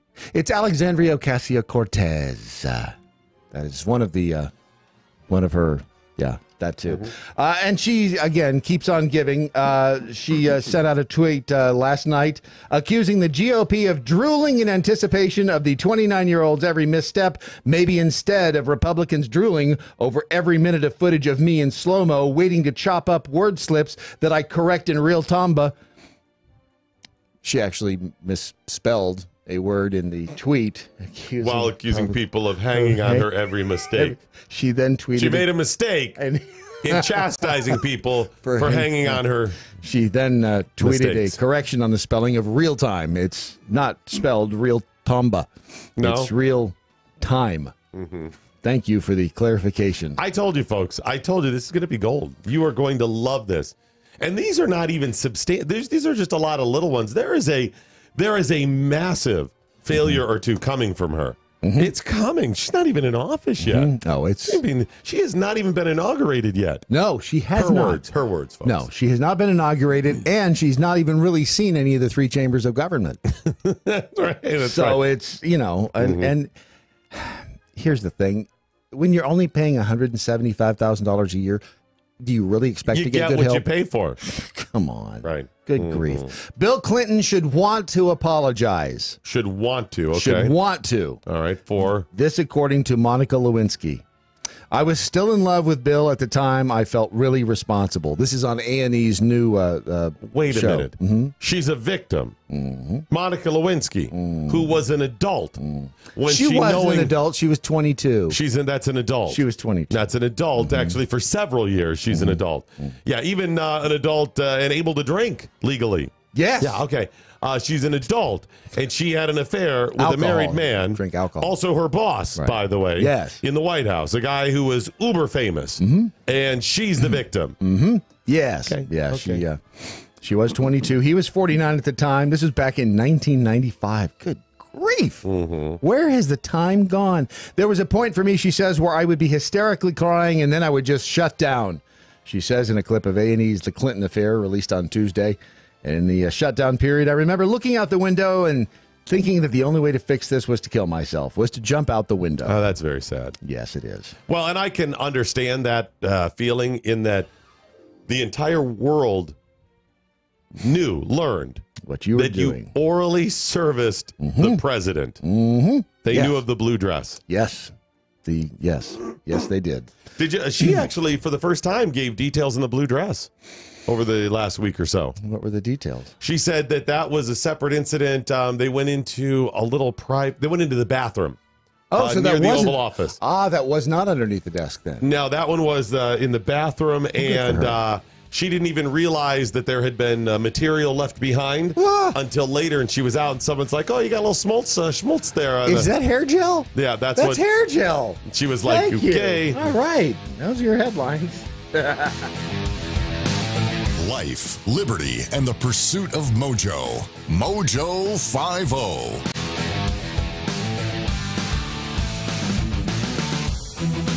Senator Lindsey Graham, who once called the Kavanaugh hearings an unethical sham due to Democrats' actions, is poised to become the next chairman of the Senate Judiciary Committee. Senator Chuck Grassley, who is the current committee's chair, announced on Friday that he would step down to take over the chairmanship of the Finance Committee. Graham, who has recently become a close ally of President Trump, would be in charge of the panel handling judicial nominations and presumably hold the position for at least the next 2 years, as he is up for re-election as a senator in 2020. After the announcement, Graham said in part, "I will push for the appointment and Senate confirmation of highly qualified conservative judges to the federal bench and aggressive oversight of the Department of Justice and FBI." This would mean that Graham would also have jurisdiction over Special Counsel Robert Mueller's investigation into all things Russia. Perhaps in preparing to take the chairmanship position, this would explain why Graham was reportedly helping President Trump in the selection of the nominee for the next U.S. Attorney General after Jeff Sessions was asked to resign. Shortly after Sessions resigned, Graham told a local South Carolina news organization in part that "I look forward to working with President Donald Trump to find a comfortable, worthy successor so that we can start a new chapter at the Department of Justice and deal with both the opportunities and challenges our nation faces." Graham also told the reporter that he will be working with the president and my Republican and Democratic colleagues to make America safer and more prosperous. That should be music to most Americans' ears. And that's today's Reality Check with Susan Knowles. Never Forgotten Apparel is more than just a premium women's and men's clothing line. It's a movement to remind us to wear American-made and serve those who serve us.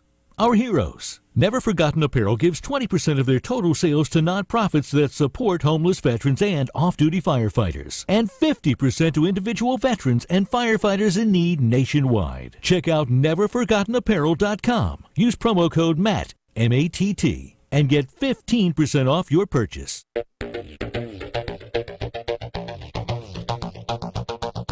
All right, coming up about a half hour from right now, I'm going to explain some of the things I was commenting on over the weekend on social media, over the weekend.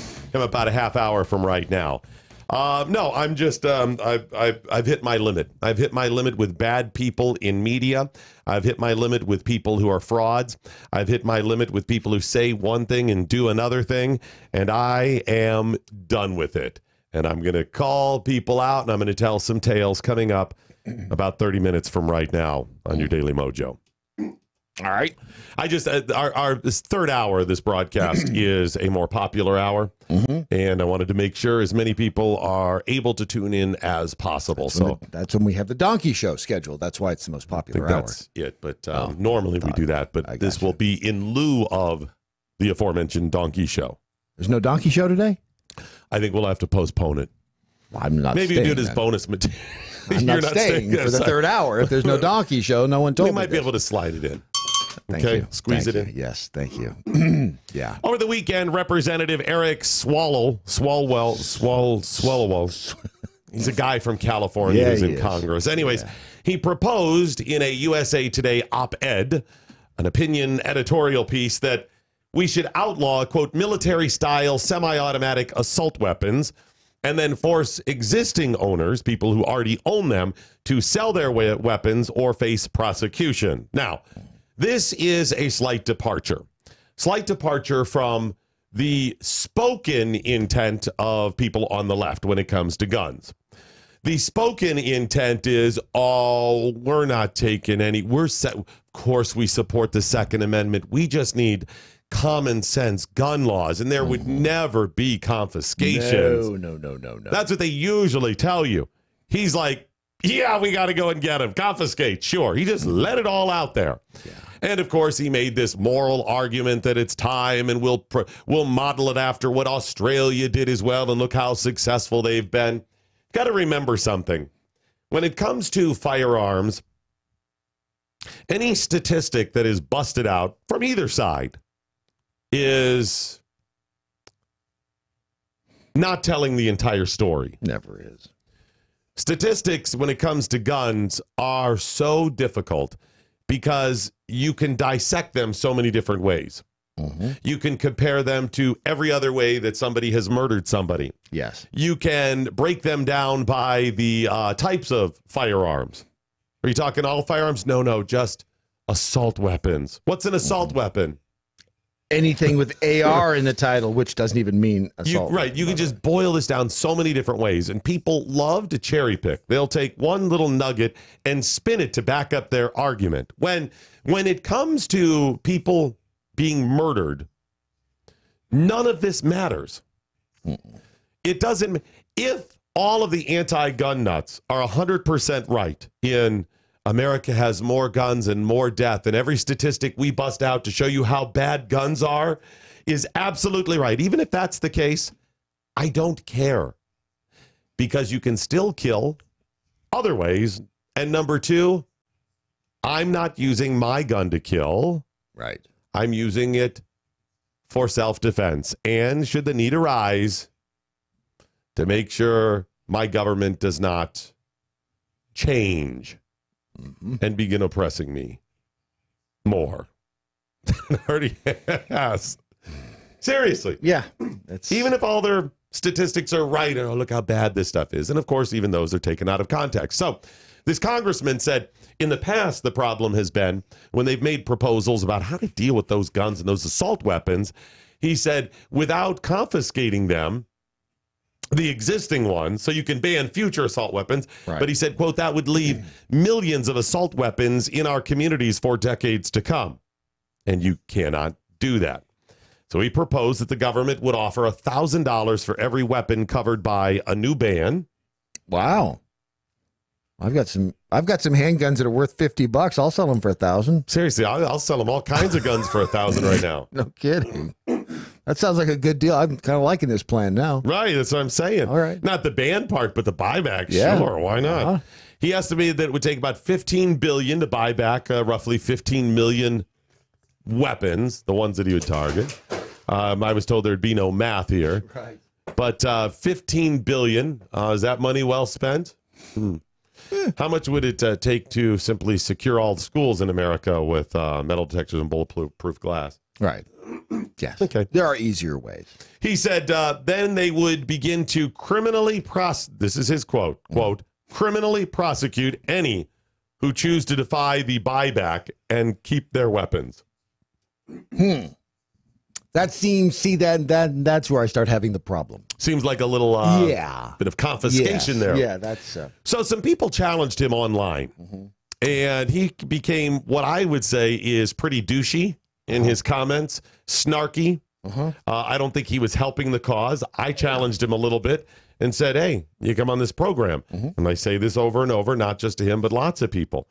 If you are serious, then sit down on programs like ours. Doesn't have to be, but there are some other ones out there that will challenge you, but will also be respectful. Yes. So I'll challenge you here. Fine. Answer the questions. Why would you avoid that if you really are trying to come up with common ground? If you're really looking for solutions, you've got to remember something. It is a line in the sand for lots of people. You think it's crazy on the left that people... Doesn't matter. The truth is, it's a line in the sand, and if you want to solve these without riots, without it becoming necessary to fire weapons, or so people think, then you must find a way around confiscate the guns. Yeah. So how do you stop people from being killed? Is that really your goal? I'll give you the benefit of the doubt, Representative Swalwell. I'll give you the benefit of the doubt and say your motivations truly are to stop people from being murdered. Okay, then let's have that conversation. Otherwise, stuff like this really holds up the argument that many people have made, and that is that this is really just about getting the guns for the purpose of greater government control. Yes. So in the middle of this debate online, some people challenged him, and then it got really ugly for the congressman. He stepped in it because, and what is the exchange? Who is he talking to? Joe Biggs. Okay. Joe Biggs said basically Representative Swalwell wants a war because that's what you'd get. You're out of your effing mind if you think I'll give up my rights and give the government all the power. Right. So he's right. Wrong or right on people feeling that way, irrelevant. Irrelevant at this point. The truth is, you come at people like that, you were talking Ruby Ridge all across the country. Is that what you want? Are you that dumb? People are not giving these things up, period. It's not happening. And you are going to see, you think it's bad the number of murders we have now? Do you know the number of dead? You'll be stacking people up on both sides of this argument like cordwood. Yeah. It's a civil war. It is an outright shooting civil war. I'm not saying I want it, but this is the truth. You are talking tens of thousands of people potentially dying from nonsense. And your argument is you are willing to challenge that or face that or see that happen because you're saving lives? That's a failure. So Joe Biggs, whether people are wrong or right to feel this way, is right that is how people will see it. Sure. Absolutely. The Congressman Swalwell. It just let me just do that over and over. Yeah, there you go. Just to cover the next few sentences. Yes. Had a rebut that got some people fired up. What was his rebut on Twitter? Here was his tweeted response, and it would be a short war, my friend. The government has nukes. Too many of them, but they're legit. I'm sure if we talked, we could find common ground to protect our families and communities. Wow. So the government has nukes. So if you said, government, I am unwilling to give up my gun for your stated purpose, Congressman, of saving people. Right. The government then would use nuclear weapons on people. Seems like that might be at odds with saving people as a goal. Yes, that does. Yeah. And I don't know if you know this, but nukes are not really strategic? No, it's they're like the shotgun of weapons. Right. It's kind of a scorched earth. Yes, it really So is. let's say my friend Bradley J. Staggs from Texas is at home and the government's like, Mr. Staggs? Yep. We're here to get all those assault weapons. And you say, no, it's not happening, whatever. Nope. All right. Nope. We're going to take them by force. Go right ahead. And Good luck. And you get down, you break out the window in front, you're all holed up there, and they drop a nuclear bomb on your house. That's kind of game over at that point, Yeah, but it seems like they're going to take out more than just you and your house. At least my neighbor. They're going to probably get me and my neighbor. It might take out your neighborhood. On both sides. And a couple of neighborhoods. Most of the city.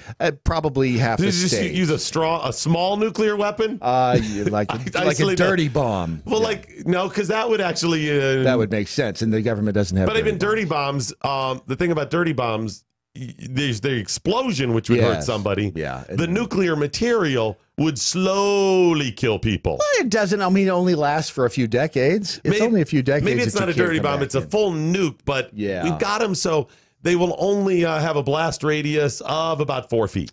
Yeah. That's not going to happen. No. Are you a moron? It goes against everything that you're supposedly fighting for, and nukes don't work that way. No. It's a good thing he's in government. I will yet again painfully give him the benefit of the doubt and say, I understand the argument he was attempting to make in that you're talking about people fighting the U.S. government. Right. Okay. Nukes or other, that would be a difficult proposal. Yes. Not impossible, but difficult. This is something that people on the left love to say, not necessarily with the nukes, but they talk about war with the government. And they say, oh, that's great. Fine. You want a war with the government. Look at the U.S. military. It's the biggest in the world, right? You bring in the U.S. military. Well, a couple of things with that. U.S. military can't fight on U.S. soil. Posse comitatus. So unless you're willing to change that or violate the law, Congressman, there's that. But even if they were, and you talked about National Guards and such, you're still talking about those Americans willing to kill other Americans. You're talking about an instant divide in the military. So if your argument, which is not completely crazy on the left, that you're talking about fighting the U.S. government and therefore the U.S. military, right? There's a lot more that comes with it than even that. So how about this? Instead of us talking about civil war, dropping nukes on Americans, how about we all just back off a little bit and have a conversation about the real problem? The real problem is the murders. Yes. That would be yes. We talk about that? Instead of the method of murder? Instantly, when you do that, you understand that their concerns are they're faulty right there. If you're instantly talking about what is the problem? People murdered with guns. No. People murdered. That's it. The murder rate. That's the big thing. And we can have that conversation. The congressman, of course, will puss out and run away from anybody else while saying he's willing to have, conversations and find common ground. He's clearly not. No. Otherwise, he'd be on this broadcast or another one, where he likely will be today or in the coming weeks, because he's the new poster boy. He's one of the new poster boys for anti-gun. He'll be one of the ones leading the charge, and he realized he's got lightning in a bottle. He's realized there's going to be money that is poured into his campaign from anti-gun nuts all over, and he'll be happy to ride that to bigger and better office. That's what he'll do.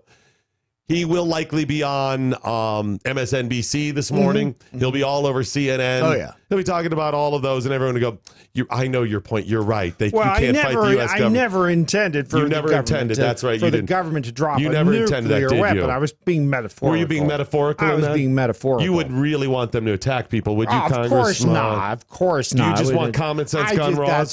That's all. Right. That's essentially what'll happen. Yep. So the best I can say is he was being disingenuous. Yeah. Stupid is another word for it. I was saying the best. Maybe that is the best you can say about him. Yeah, I think that's when you start talking about the government using nukes in a war against the people. This is exactly why the Second Amendment was the Second Amendment. And government out of control. Right. People think I'm not saying the nuclear weapons would make them out of control, but, you know. When I first saw the headline about this and the story start making its way around social media, I thought he made the argument of so many people on the left where they go, oh, fine, you believe people should have assault weapons? Fine. Why not? Is it okay if everyone has a nuke? Right. And I say, yeah, okay. How dare? What about people? See, you don't have to worry about Doc Thompson having a nuke unless the government becomes too oppressive. But in every day, Doc, I could have a stockpile. I could have 1,400 nuclear warheads in my basement, and it wouldn't matter. You don't have to worry about me dropping one on Parma, Ohio tomorrow, or Walla Walla, Washington, because see, like other weapons I use them for, at this point, defense. Correct. You don't have to worry about sane, normal, law-abiding, good people having weapons. No. And there is the whole argument. It's bad people, and then it doesn't matter what type of weapon they have. They're going to do bad with it. They're going to do bad. Now, there was I think it's a television anchor out of Chicago that I challenged about this over the weekend because he got caught up in the entire thing. And he put that he doesn't understand the fetish people have. He used it as a fetish. He used the term fetish. With guns. Oh. Yeah. He said, and this is Ravi Bachwal, Baichwal. Of the ABC 7. Of the Illinois Bachwals. Yeah, I'm going to go ahead and retweet his comment right here just so you can find it. There it is. He said, I don't get the fetish with guns, especially assault weapons. America's values about freedom of expression and the rule of law give us the life we have, not the right possesses insanely wicked guns. It's obvious. Come on. I think he forgot to the word "to," not the right to possess insanely wicked guns. Yeah. Yeah. No, it's actually all of those things. It's the right of all things. Does it spell out I have a right to go? No, it does not. It doesn't have to. No, it doesn't. You have a right to do it unless me doing infringes somebody else's rights. That's the bottom line. It has all of those. But I challenged him on using the term fetish. I said, you're a journalist using the word fetish describing a political issue you disagree with? That is kind of odd. That's an odd choice of words. It's not odd. I mean, it's odd. It doesn't apply. But trust me, it's not odd that he used it. He used it that way specifically. He's trying to say the gun thing is for guys who have small penises. It's penis envy is what he's trying to say. I put, and I said, you're ignorant, biased, and uninterested in varying opinions. Sadly, I guess that does make you a journalist in 2018. Yeah, does kind of fit that mold. He responded. I'm talking about assault weapons, first of all. And I put, what is assault weapon? And why would a journalist rule that anyone interested in an assault weapon has a fetish? And he said?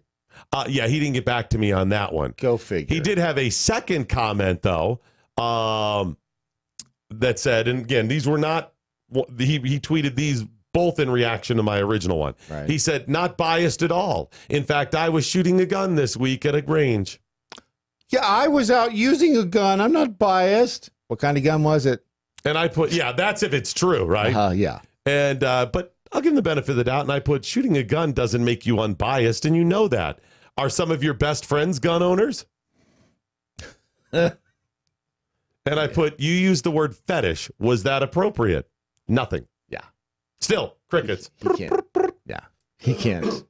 It's crap. It's nuttiness. By the way, if you're worried about such things, and you should be worried about this, this is gaining more and more steam. Now, the good news is you got Trump in office and you got Republicans that are holding the Senate at this point. So it's less likely than other times that they will actually come after your guns, but they never stop actually coming after your guns. It's just a matter of time and place. As soon as they get the opportunity, by having the House, the Senate, the White House, the political wins and timing coming up at the right time, they will infringe your rights, whether they can do a big gun grab or a small one. They could have likely done this in 2009. They had the White House, the Senate, and the House. You know, the three not branches, the three chambers of government, as Alexandria Ocasio-Cortez said. The three chambers. The three chambers. Yes. Good for her. They could have done it. Instead, they went after healthcare. They knew that would be the bigger government grab at this point, and they knew they couldn't have done a full repeal of the Second Amendment. The best they could have done was chipping away, but they tried. They absolutely tried. And when did they try? After each one of the significant shootings, the Columbines, or the Sandy Hook. Yeah. The big ones. And do you remember Obama? He's at the memorials and they're crying and tearing up and all of this stuff. Why? You think they're at home losing sleep over this? No. They're doing it because it sells. If you're concerned about such things, do not trust them. It's only a matter of time before certain Republicans roll over. You have a couple of gimmies there in the White House and Senate, but you never know when people are going to roll over on this stuff. So make sure that you are protecting yourself. And I would say do that by going to tarriverarms.com. Tarriverarms.com. It's a great way to buy online. Actually, it's the best way to buy online. They've revolutionized online firearm purchases. It's because they're America's first virtual online gun store. It's very cool. How does it work? Well, it works. You go to tarriverarms.com and you can search their firearms by caliber, by type of semi-auto pistols, revolvers, rifles, shotguns. If you have a fetish for, let's say, semi-automatic pistols, you click on their link, and once you do that, it brings up a list of the semi-automatic pistols that they have for sale. You click on one that maybe catches your eye, perhaps the let's see here. There's 5.7. There's a Glock 19X range package. Is that still their special? I think it is. I think it is. They have the Sig Sauer MK25 9mm. Oh, that's a pretty gun. And when you click on that, you can actually see these guns in not only high definition, but in the 3D imagery. The 3D. I could spin it around, grab and go. Yeah, you can sit there and look at literally every square centimeter. And their prices are awesome. Guns. And that's the best part. By the way, if you go to Tar River Arms right now, you'll be all set to make that firearm purchase for a loved one for the holidays. It's 35 days until Christmas. Right. Get them now. Yeah, because, listen, these things are going to take a couple of days to ship, and then you got to get it to the FFL in your neighborhood that you want to use and then go and pick it up from them. So do it now. Shop online, and you'll have it plenty of time for Christmas. Again, it's tarriverarms.com. tarriverarms.com.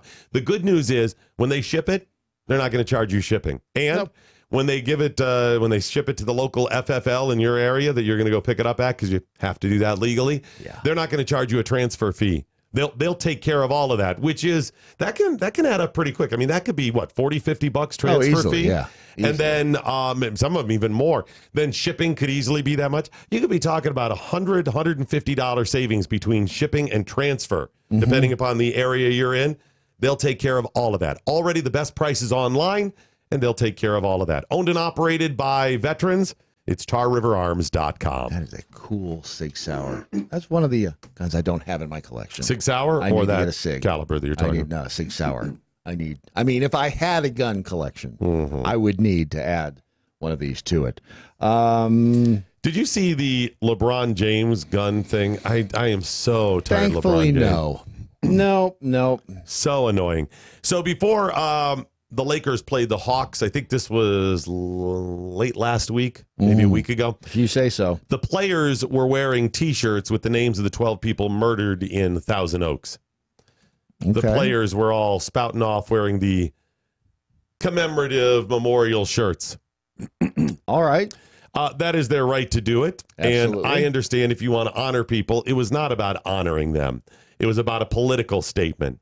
And it's fine if you want to do that, NBA, but I got to tell you, it's just another reason that says I've made a good choice by not to support the NBA anymore. Or the NFL. I don't understand what any of these sports leagues are doing anymore. Listen, LeBron James and the other brothers that play for the NBA and the NFL, they're in this because they're leftists, not because they're anti-gun. Please look in their communities. Look in the... LeBron James and the other players don't own guns. They don't have armed guards then. Yeah, they're not anti-gun when it comes to them. They're anti-gun when it comes to you because they've bought the other things the Democrat Party spews, and this just comes along with it. They can't segregate themselves from it and say, okay, well, the Democrats get this one thing right, but when it comes to guns, they're wrong. They can't do it. Unfortunately, they take all of it. And the more they're around those people, the more they buy the talking points of things like, well, it's just common sense gun reform. Yeah. That's such a nice flowery name. Right. Common sense gun. Who wouldn't want common sense gun reform? These are not particularly informed people. They're not particularly bright people. No. I'm happy to have the conversation with them, but of course they won't. Now, after the game, they asked LeBron about it. And he said, we know that these people are just being able to buy guns and do things with them, and the innocent lives are being taken at young ages. You know, when I was younger, we didn't really have to worry about gun violence too much. I mean, if you had a problem with somebody, you kind of fisted out and moved on and move on. And now it's like people are like shooting it out and don't even have a problem with somebody.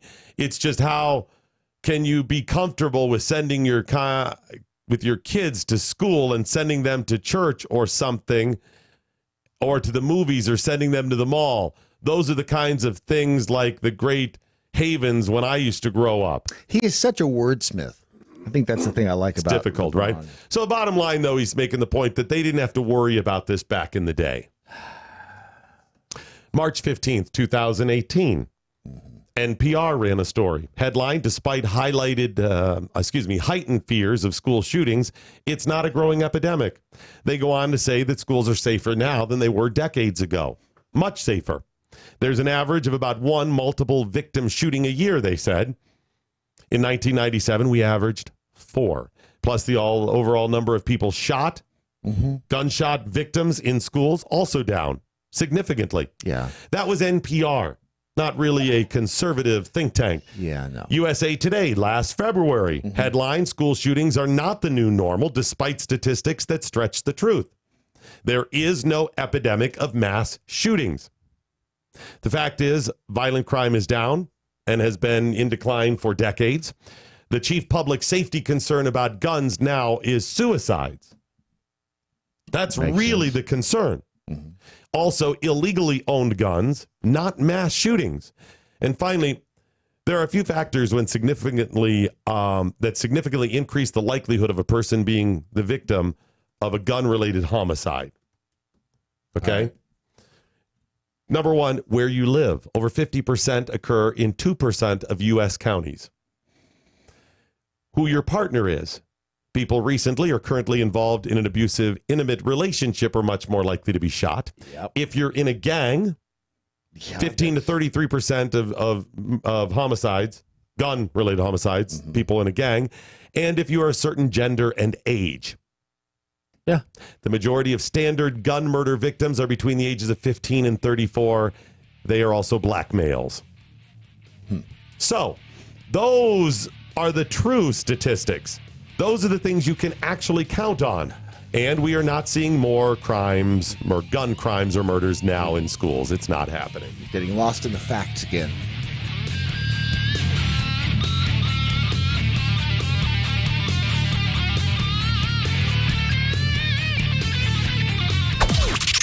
This is the seditious, rabble-rousing, liberty-loving, home of fun, entertaining, and compelling talk. MoJo 50. News this hour from townhall.com. I'm Rich Thomason. The death toll in the California wildfires has risen to 80 and the search for the missing going full speed ahead in Northern California, where the rain that's expected to arrive could complicate things. President Trump says there's no need for him to listen to a recording of the killing of a Saudi columnist. It's a suffering tape. It's a terrible tape. I've been fully briefed on it.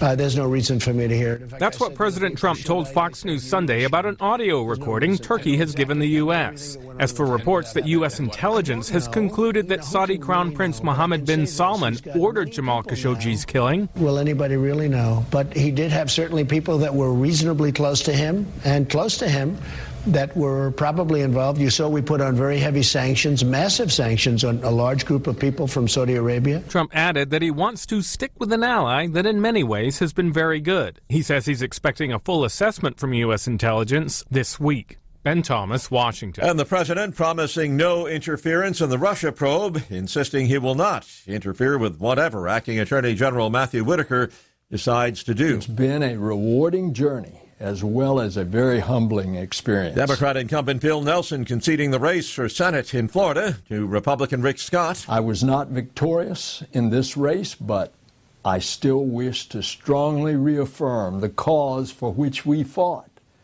A public office is a public trust. Nissan chairman Carlos Ghosn is out. The company says an internal investigation finds that he underreported his income by millions of dollars and engaged in other significant misconduct. On Wall Street this morning, stock futures in the red. Right now, Dow futures down about a dozen points. NASDAQ futures off 23 and S&P futures down 9 points. More on these stories at townhall.com.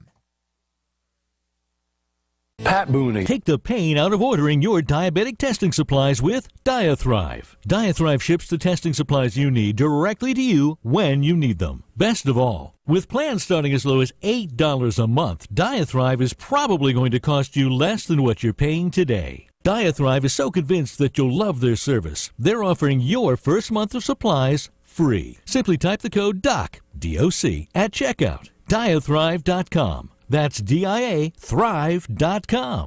We've arrived. What do you mean? We've hit the big time. What are you talking about? I didn't tell you. We're live on MoJo 50 now. Oh, that.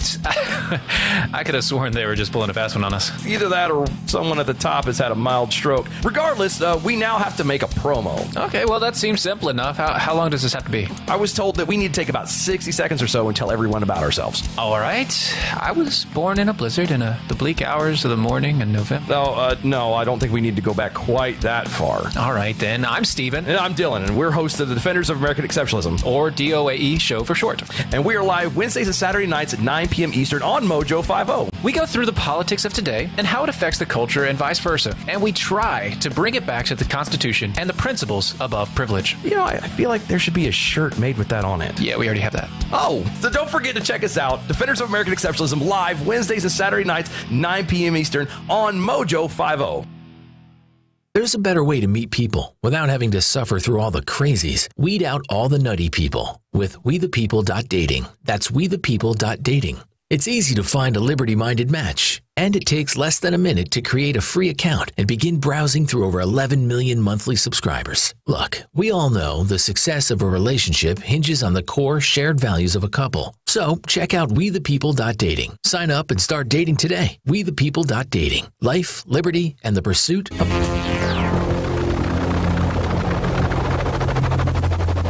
The mothership has landed. All right, please get your comments in and get ready for Black Friday. Coming up this Friday, a 12-hour Building America Marathon where we're giving the world free commercials. If you have a business, can't just support a business. You got to actually be a representative of the business officially, preferably an owner, manager of sorts.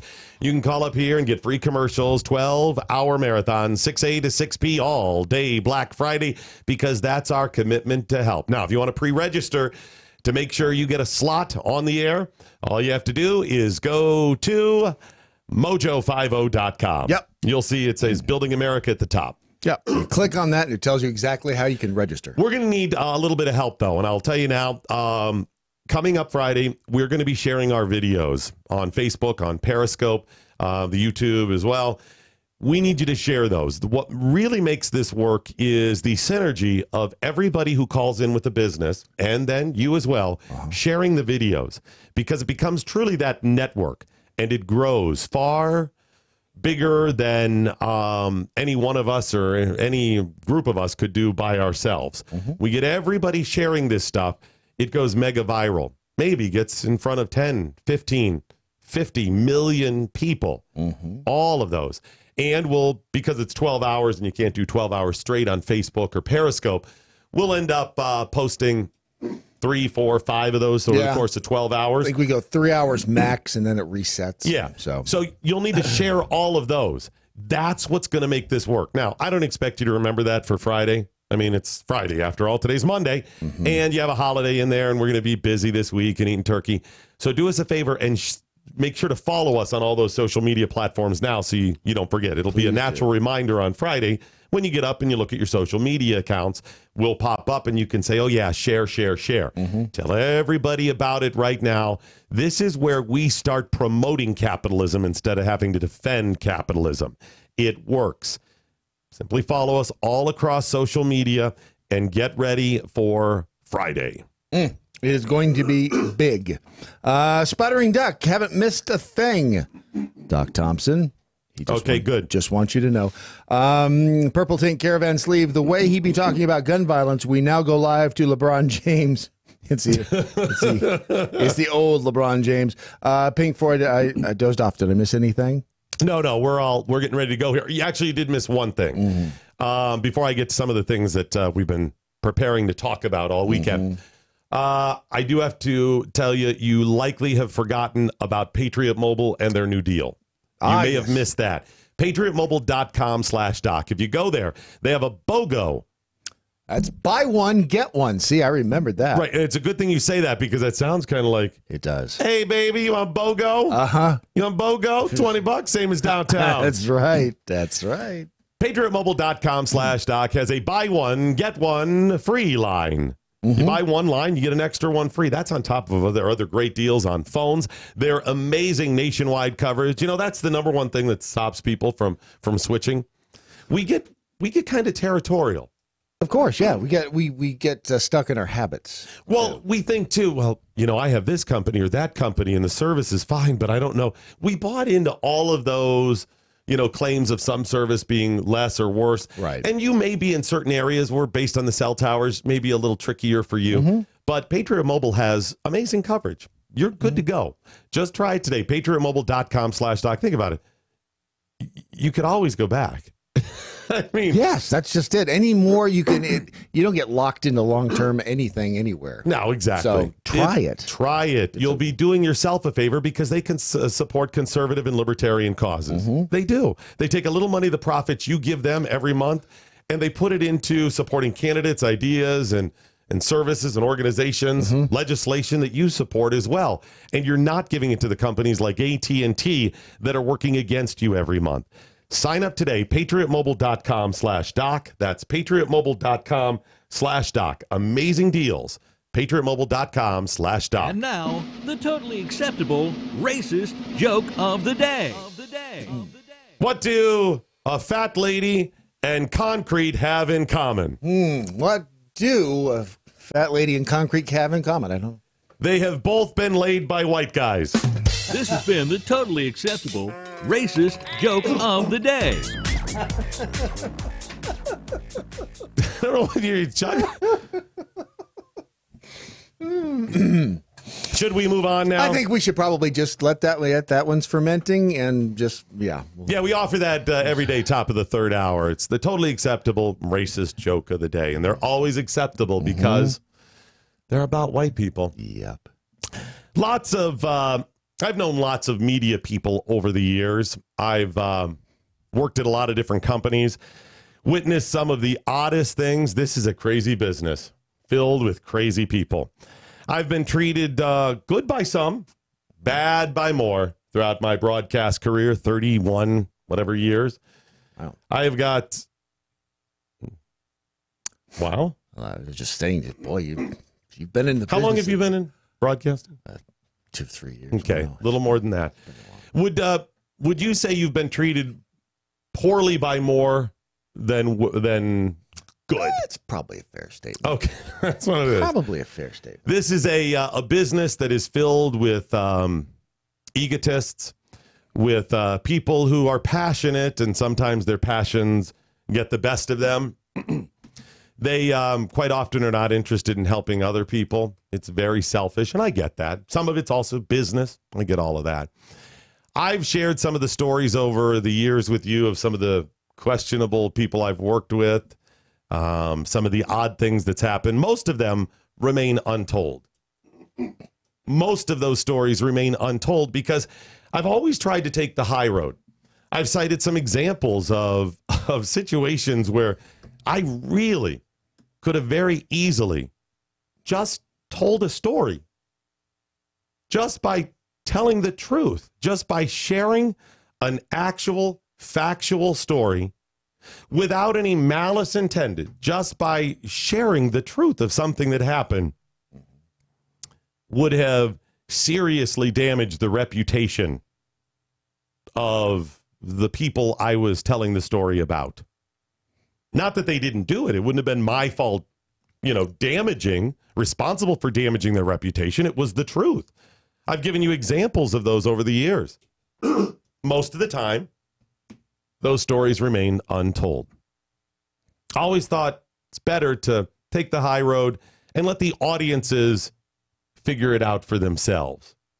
Because I know this audience, the Jackhole Nation, the Jackholians, the Jack and Jillers. The Jillholians, the Jackholians, yeah. That you're pretty smart about this stuff. You figure this stuff out. You have a pretty good BS detector. And this isn't really about me. I mean, obviously, some of it's always going to be about me, just as things are always going to be about you. But I'm the real deal. Unlike others, I'm actually the real deal. I put it all out there. I tell you what I think. It's not crafted. I don't have people writing for me.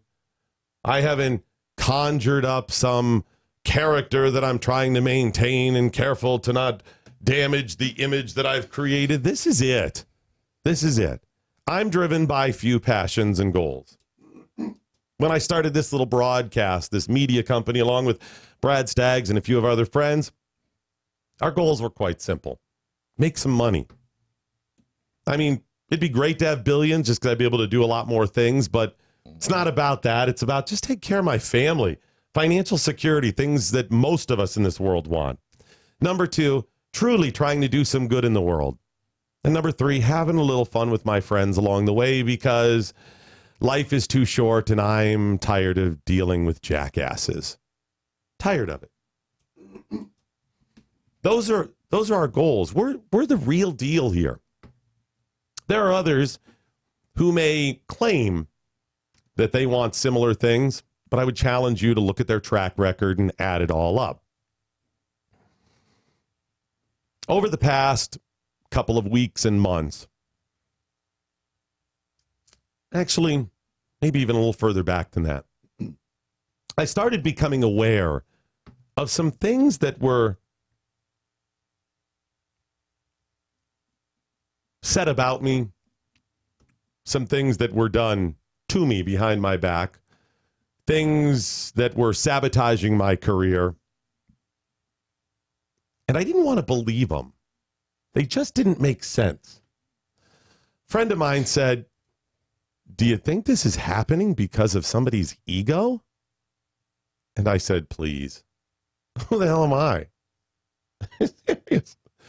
I am so low in the entertainment totem pole, likely because this is what you get, that I'm straightforward. I haven't crafted some bogus image. I said, somebody is worried about me? Somebody's ego is getting bruised because of me? That's been going on for a while, and I just kind of blow it off.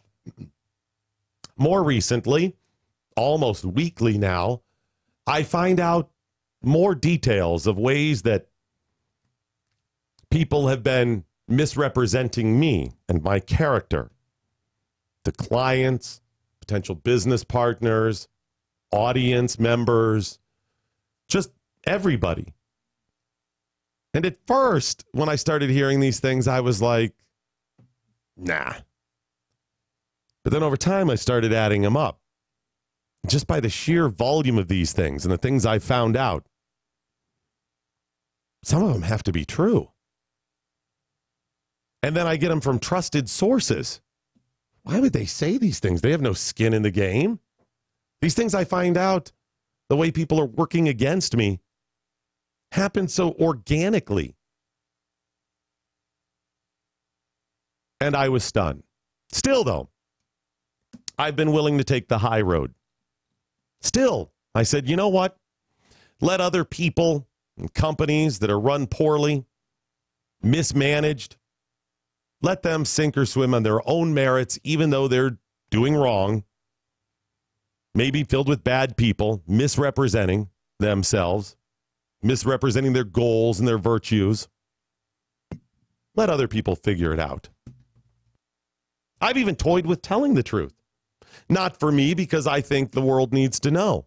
Again, if you are pretending to be a good person, it's like the Jim Bakkers back in the 1980s and 70s and the Jimmy Swaggarts out there. Maybe they had some good intentions at one point. Maybe they were doing some good, but you don't think Jim Bakker went awry at some point? Seriously? It didn't become obvious? Well, that's what I think's happening with some people. And if that's what they want to be, so be it. I think the world needs to know. I don't like people being scammed or tricked. It was like the little old ladies giving their money to Jim Bakker back in the day. Mm-hmm. I mean, shouldn't you stand up and say, don't, I've got to expose this? So that's been a challenge of mine, struggling. Do I stand up and say these things that are true? Right? The things I know? Still, though, I don't want it to be seen as something it's not. Of course, I'll be accused of saying such things for other reasons. Mm-hmm. And that's been the dilemma. And now I'm at a point where I think I'm ready to tell you the tales. I think I'm ready to let it all fly. I think I'm willing to name names, show you emails, play for you recordings. Oh, yeah, by the way, I have recordings. Did you think I would go into meeting after meeting with you without simply recording it?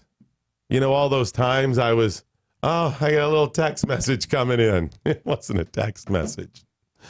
I was recording you. Have you never listened to me in my 31 years?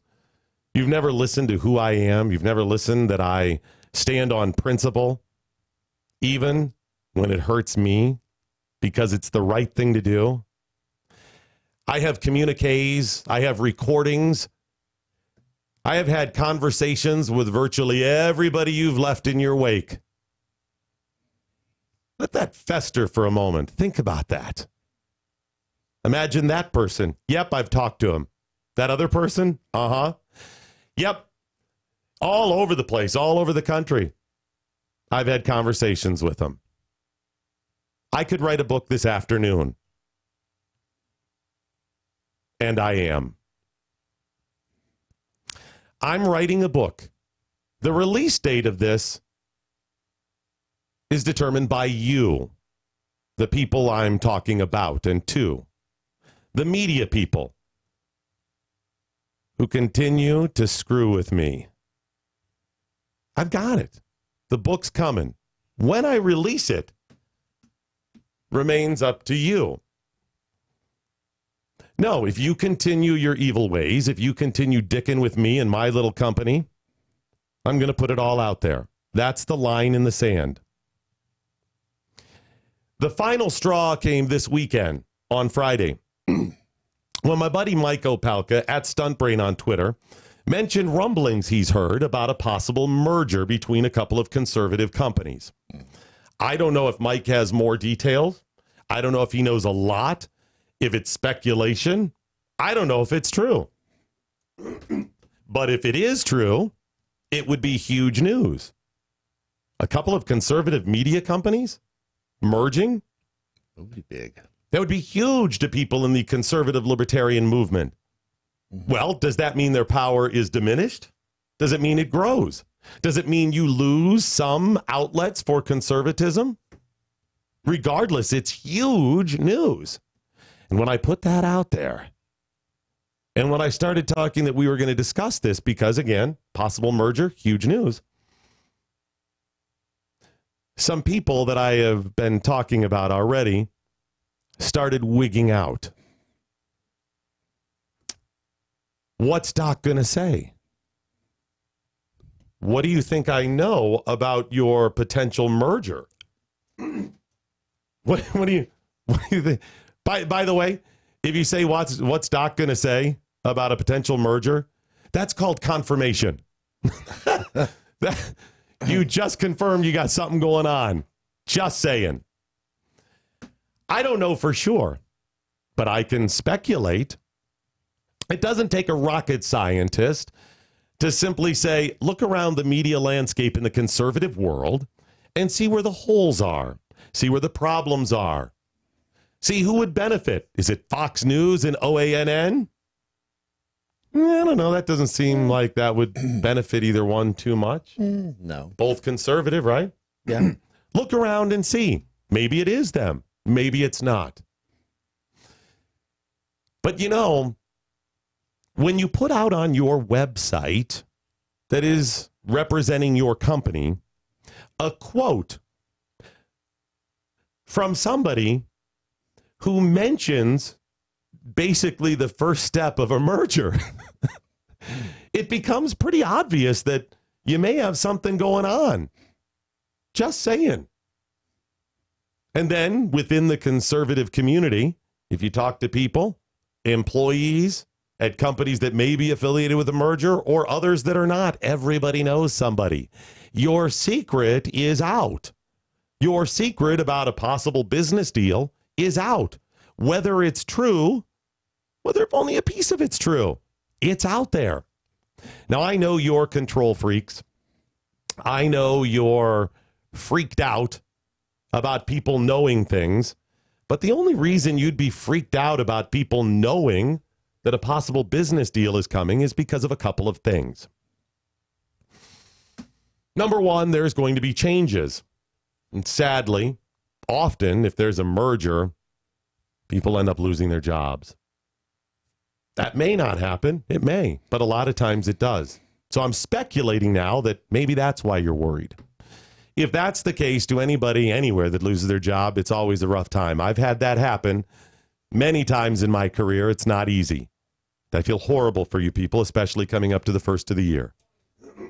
It's always difficult to go through the holidays in a situation like that. But could there be another reason that you're trying to control the narrative and you don't want the details out because of the aforementioned facade that you've created that isn't actually true? That's my speculation. To you, the audience members that have been curious about what I was going to say and hope I would share some more details, this is the line in the sand. This is it. This is where it ends. To those people, clean up your act, or it's coming. I stand on principle, and I am willing to lose what little I have left for the truth to be known if you continue to dick with me. I shit you not. I will rain down holy hell on you. I will bring the righteous hammer of truth down on you like you cannot imagine. And if you think this is just a yappy dog at your heels, I welcome you to underestimate me. Because I really want this to be told. Because what are you going to do? Sue me? What happens if you sue me? Even if I lose, what will you win? Blood from a stone? Good luck with that. I have nothing. You gonna kill my kids? Can't do that. Aside from protecting my children, I have nothing else. What do I have? $30,000 equity in my house? That'll be gobbled up in the next month paying bills. I've got nothing. You want to sue me? Bring it. Go ahead. Sue. Because it all comes out in court then, doesn't it? I get to play my little tapes. You challenge me on that, And I'm going to put it all out there. Is that really what you want? Bring it. I'll do whatever it takes. You shut this down, I'll start MoJo 7.0 and MoJo 8.0 and MoJo 9.0 and MoJo 90210. That's what's coming if you continue to mess with me. And one final note. Right now, they're in their lairs. All weekend long, there were texts and emails and phone calls worried of what I was going to say. Is he going to discuss any business deals we have? Is he going to let the cat out of the bag? Right now, they're in their lairs, hanging on my every word. And you, Jackhole Nation, caused them that stress. You were part of one of the biggest, most epic trolls ever. Because they are wigging the F out and have been all weekend long. Attorneys. They probably billable hours. They're pacing the floor in their little lair, careful to avoid the stalagmites and the bubbling pools of tar. Pacing, worried that the world would know the truth about how they don't actually live by the standards they preach, that this is all just for show. They're worried that what I would say will hurt their image.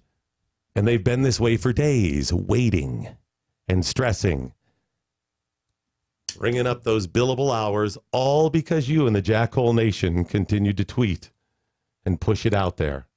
And I'm a nobody. Or am I? What am I willing to say? By the way, some of the tweets where I reference the bootlicking stooge. Yeah, these are specific people. You're probably wondering about that bootlicking stooge. Well, I've held my tongue because I figured it'd be their own undoing. But those days have passed. And if that symbiotic bootlicking stooge lackey continues, I'm going to tell specific tales about that person. I guess I could sum it up this way. Tyler. President John Tyler's words are probably the best. When he said, whether I sink or swim in the tide of popular favor is to me a matter of inferior consideration. In other words, it doesn't matter to me what happens to me if I'm popular, but it does to you. And that is going to be your undoing. You may think, as the audience, you've gleaned some sort of hypothesis on who I'm referring to, and maybe you have, but the truth is it doesn't really matter. Right now, what you need to know is the truth will eventually come out, and it may be from me, but it's a good exercise to question who you trust in the media. Pull back and reevaluate.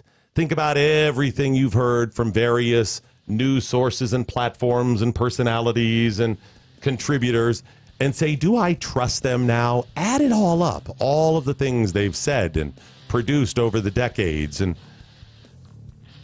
do you still trust them?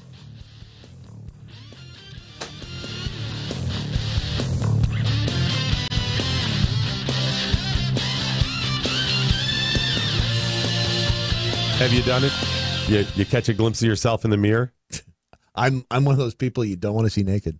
Yeah, most of us. But I mean, you look and you're going, what the? I know. How did I get to whatever? Yes. Yeah. Oh, it's horrible. Hey there, it's Doc Thompson and Brad Staggs to tell you about a different way to shed those pounds. This is brand new tech. It's only been around for a couple of years or so.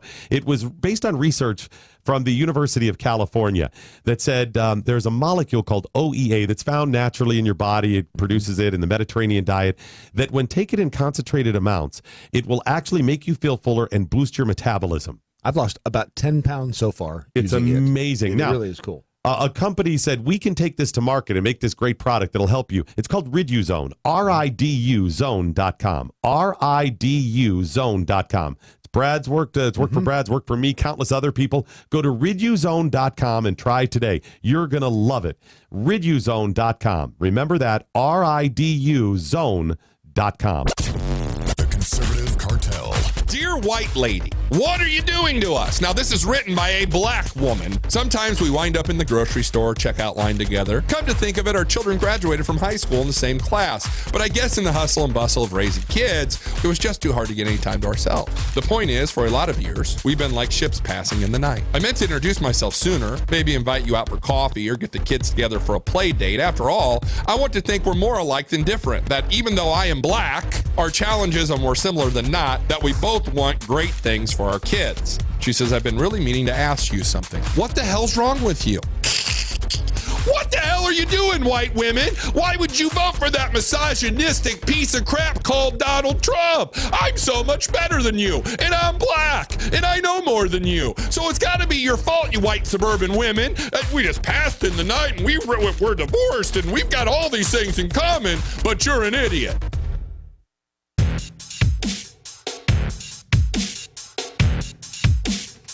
All right, having said that, I think we can move on and wait to see what happens from here.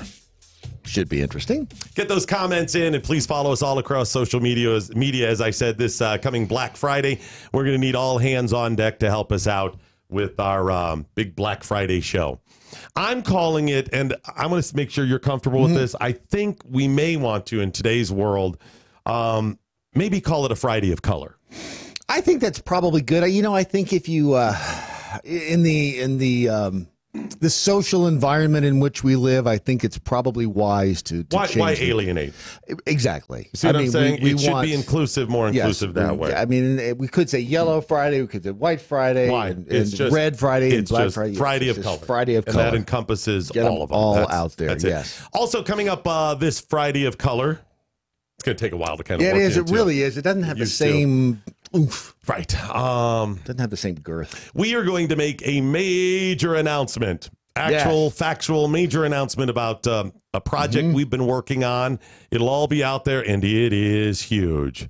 No joking, no doubt. It is out there, and it is gargantuan. Yes. We'll also give away that prize pack if you want to register for a Minuteman watch. These things are beautiful. It's a prize pack that has a Minuteman watch, a gun from Tar River Arms. We got a cell phone case that's also a stun gun, a battery backup, some and it's a fishing pole at the same time. Plus, it's a floor wax. No, it doesn't actually. It's also do a those dessert things. topping. Also, some prizes from Minostalgia, the wild rice at MoJoWildRice.com. A relief factor package, all kinds of good stuff in there. And just go ahead and register, absolutely free, at MoJo50.com. A man is accused of threatening to blow up Willie's Chicken Shack Tuesday night. Oh, not Willie's Chicken Shack. I think this is in New Orleans area. He threatened, he claimed that he was going to blow it all up. His name is Arthur Posey. He's 30. He was booked on charges in connection with a bomb threat after his story was not corroborated by the restaurant's employees. See, he told a different tale. He called the bomb threat, or made the bomb threat, rather. But he said that isn't really what he said. He said that he told a male employee he was going to blow up the bathroom, which is a reference to a bowel movement. Yes, it is. When I said I was going to blow the place up, I meant I was going to blow up the bathroom. Because I really had to go. Yeah. And they said, no, that isn't what he said. He said he was going to blow the place up, not blow up the bathroom. So they asked the restaurant's manager what he said, and he said no.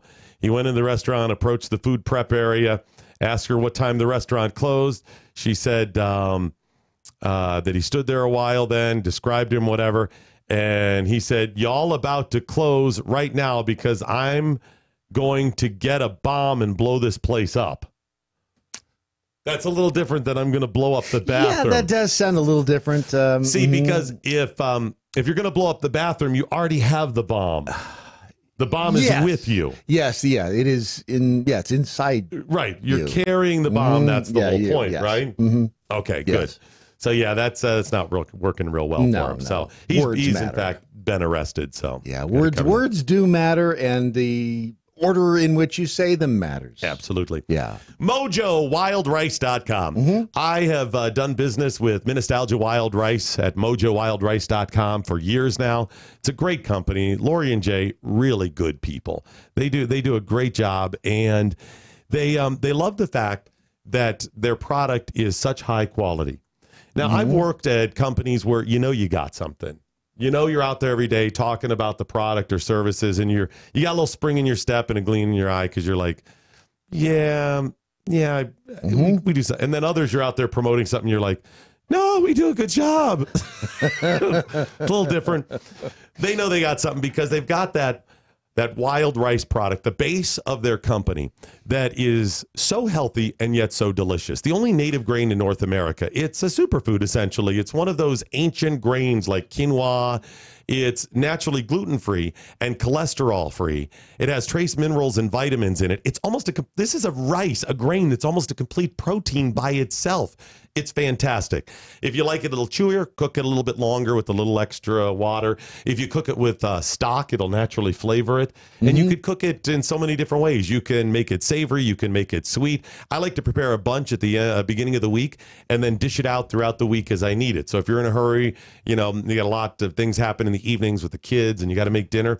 If you have a bunch of this in the refrigerator cooked up or beginning of the week, like on Sunday or over the weekend, Monday, then when you come home Tuesday night from some sort of practice, you can just take a couple of cups of this, throw it into a pan, add some seasoning, salt, butter, garlic. You got something healthy and delicious for the kids. Throw in some extra protein in there. And if the first time that I had the wild rice, I was expecting rice. Right. It's not rice. It's more. It's wild rice. It's a man. I don't even know how to describe it. It's more like quinoa is to rice. It's a different texture. It's whatever. Really good, and it can be either sweet or savory, and that's the beauty of it. Yeah, and I like at times to just whatever vegetables you have in, chop them up, some meat or whatever, throw them in a pan, and then season it. So you can do more of an Asian slant to it, an Italian slant to it, all of that stuff. Just throw it in the pan, cook it down, and go. You can be the star of the show, and you can lead with it. You can be a side dish. They have the polenta. They have the wild rice flours, so you can make other things with it as well. The waffle mixes. They have the soups, which are real easy. You just pour those in. They're already seasoned. Pour them in water. Let them cook down. I think they're 20 minutes on the stovetop, roughly. And all you're doing is adding water. Works great. You could take those camping. Think how easy that is. A lot of this stuff is really good camping. And then, of course, they have the jellies and the jams and the syrup, like this raspberry pepper jam. Stock up today at MoJoWildRice.com. And by the way, thank you so much for supporting our sponsors at MoJoWildRice.com. Bradley J. Staggs, are there communiques that you can actually repeat? Let's see here. Purple Angry Beaver. Feel like Doc Thompson's show, having a David and Goliath moment. Yeah, I mean, big media out there. Always bet on David, she said. Let's see here. Guys, you think I'm joking about this thing? I am not joking about this. This is it. What is the in the immortal words, who's that stanky 60s singer, the chick who didn't and didn't shave, ended up dying. Lulu. Oh, the one with Big Brother and the holding company. Janis Joplin. Janis Joplin. Thank you. She was stanky, right? I mean, I never met her, but I mean, she was stanky. She was Janis Joplin. Look at Janet Jackson. Do you think she was hygienic? Well, I mean, hello, yes, maybe not. Okay, of course she could have washed her hair every now and then, maybe. In the immortal words of Janis Joplin's, freedom's just another word for nothing left to lose. Yes, that's very true. Yeah, that's. Honestly, what do I have to lose? What the hell do I have to lose? About as much as I do. Seriously, we got nothing. There's no plan B on this. This is. I was going to say I'm going to be a barista. I can't even do that. Sure, you could. You could do that. Actually, you're good with coffee. You're actually very good with coffee. No, I'm good like making regular coffee and pouring it the stuff that goes, and I can't do that. That's just it. That's just a fake machine they have at Starbucks. When they do that, that's just a little sound effect they have. Are they just standing back there going? Yeah, to think they're doing something. Yes, there's nothing really actually going on. Do that. They're just pouring. They're just pushing the little button, and stuff's pouring out of the bottom. And that's all. Maybe I could do that. Yes, there's no plan B to this stuff. This is it. Money, forget it. You gotta get maxed out. The credit card's maxed out. It's done. It's over. You gotta just ever see, there's a whole lot of people that I pay for. I pay for kids and normal whatever, but I pay for my family as well. We've got a big extended family. We help out a lot of people.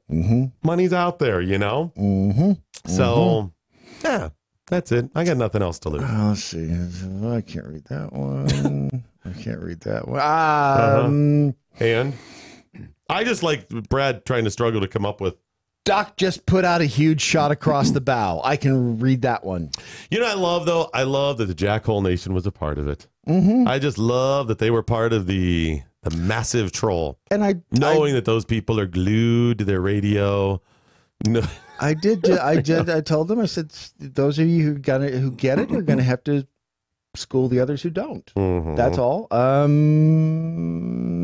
That's pretty. And for backyard cows, I'm just going to say you're wrong about what you said. That's all I'm going to say. Okay. I'm just saying you're wrong. Okay. It's Stephen. I've not seen any of them. Stephen Bowman, he said, well crafted. Stephen, you nailed it. Yeah, this is just step one, folks. The other is right there. It's ready to go. I'm ready. Yes. It's just determining if you really want to go to the dance. Talk to Stephen. Talk to Hyperion. Do you really want to go to the dance? Right. That's what it's all about. Yeah. Do you really want to? Okay, let's figure that whole thing out. Yeah. Oh, by the way, this Black Friday, Friday of Color. One more reminder. If you have a company that doesn't get through on the phones, and I'm glad I remembered this, and you want to promote your business, we have our regular Black Friday events where people call in on Tuesdays where I feature a business. Yeah. Yep. I'm taking that bigger in the future with a couple of things. In the next month or so, I'm launching a second separate from this broadcast Building America style show where we'll spotlight companies that are trying to crowdfund and crowdsource. Yep.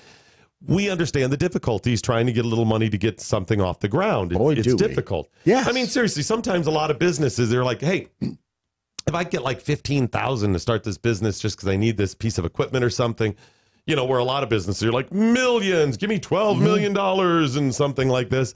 We want to help them out. So if I can give them a little publicity and talk about some really cool products, a lot of it will be tech-based. That is going to live some other places aside from our platform. Right. Some big-named media company and personalities are partnering with us. I haven't even announced that yet. This is brand new and going to help us promote this stuff. But if you don't get in on those and this Black Friday you have a business, all you have to do is tweet using the hashtag Building America Marathon. It's going to do a couple of things. We'll share some of those ones, even if you don't get through on the phones. Right. But other people, if you want to know some cool products or service, people that support this show, you can go through and scroll later, look through the hashtag Building America Marathon, and you get to see all those. Boom, it's all out there. So there's a whole other level of advertising just with people going back and listening. Oh, I heard that, but I can't remember. What was that popcorn company? There it is, found it. It'll be and other people wanting to promote it becomes a whole other platform. But we're not limited to just Twitter. We'll also be putting it on Facebook. So if you see the Facebook broadcast, underneath that, we'll go ahead and list out all the different companies that called. So while people are talking to us, we'll go ahead and post, Pete's Popcorn House. Here's the website. We're talking to Pete's Popcorn House. I love Pete's Pete's Let the cat out of the bag. That was going to be a surprise for you. And also MeWe. Because if you haven't signed up for a MeWe account, what are you waiting for?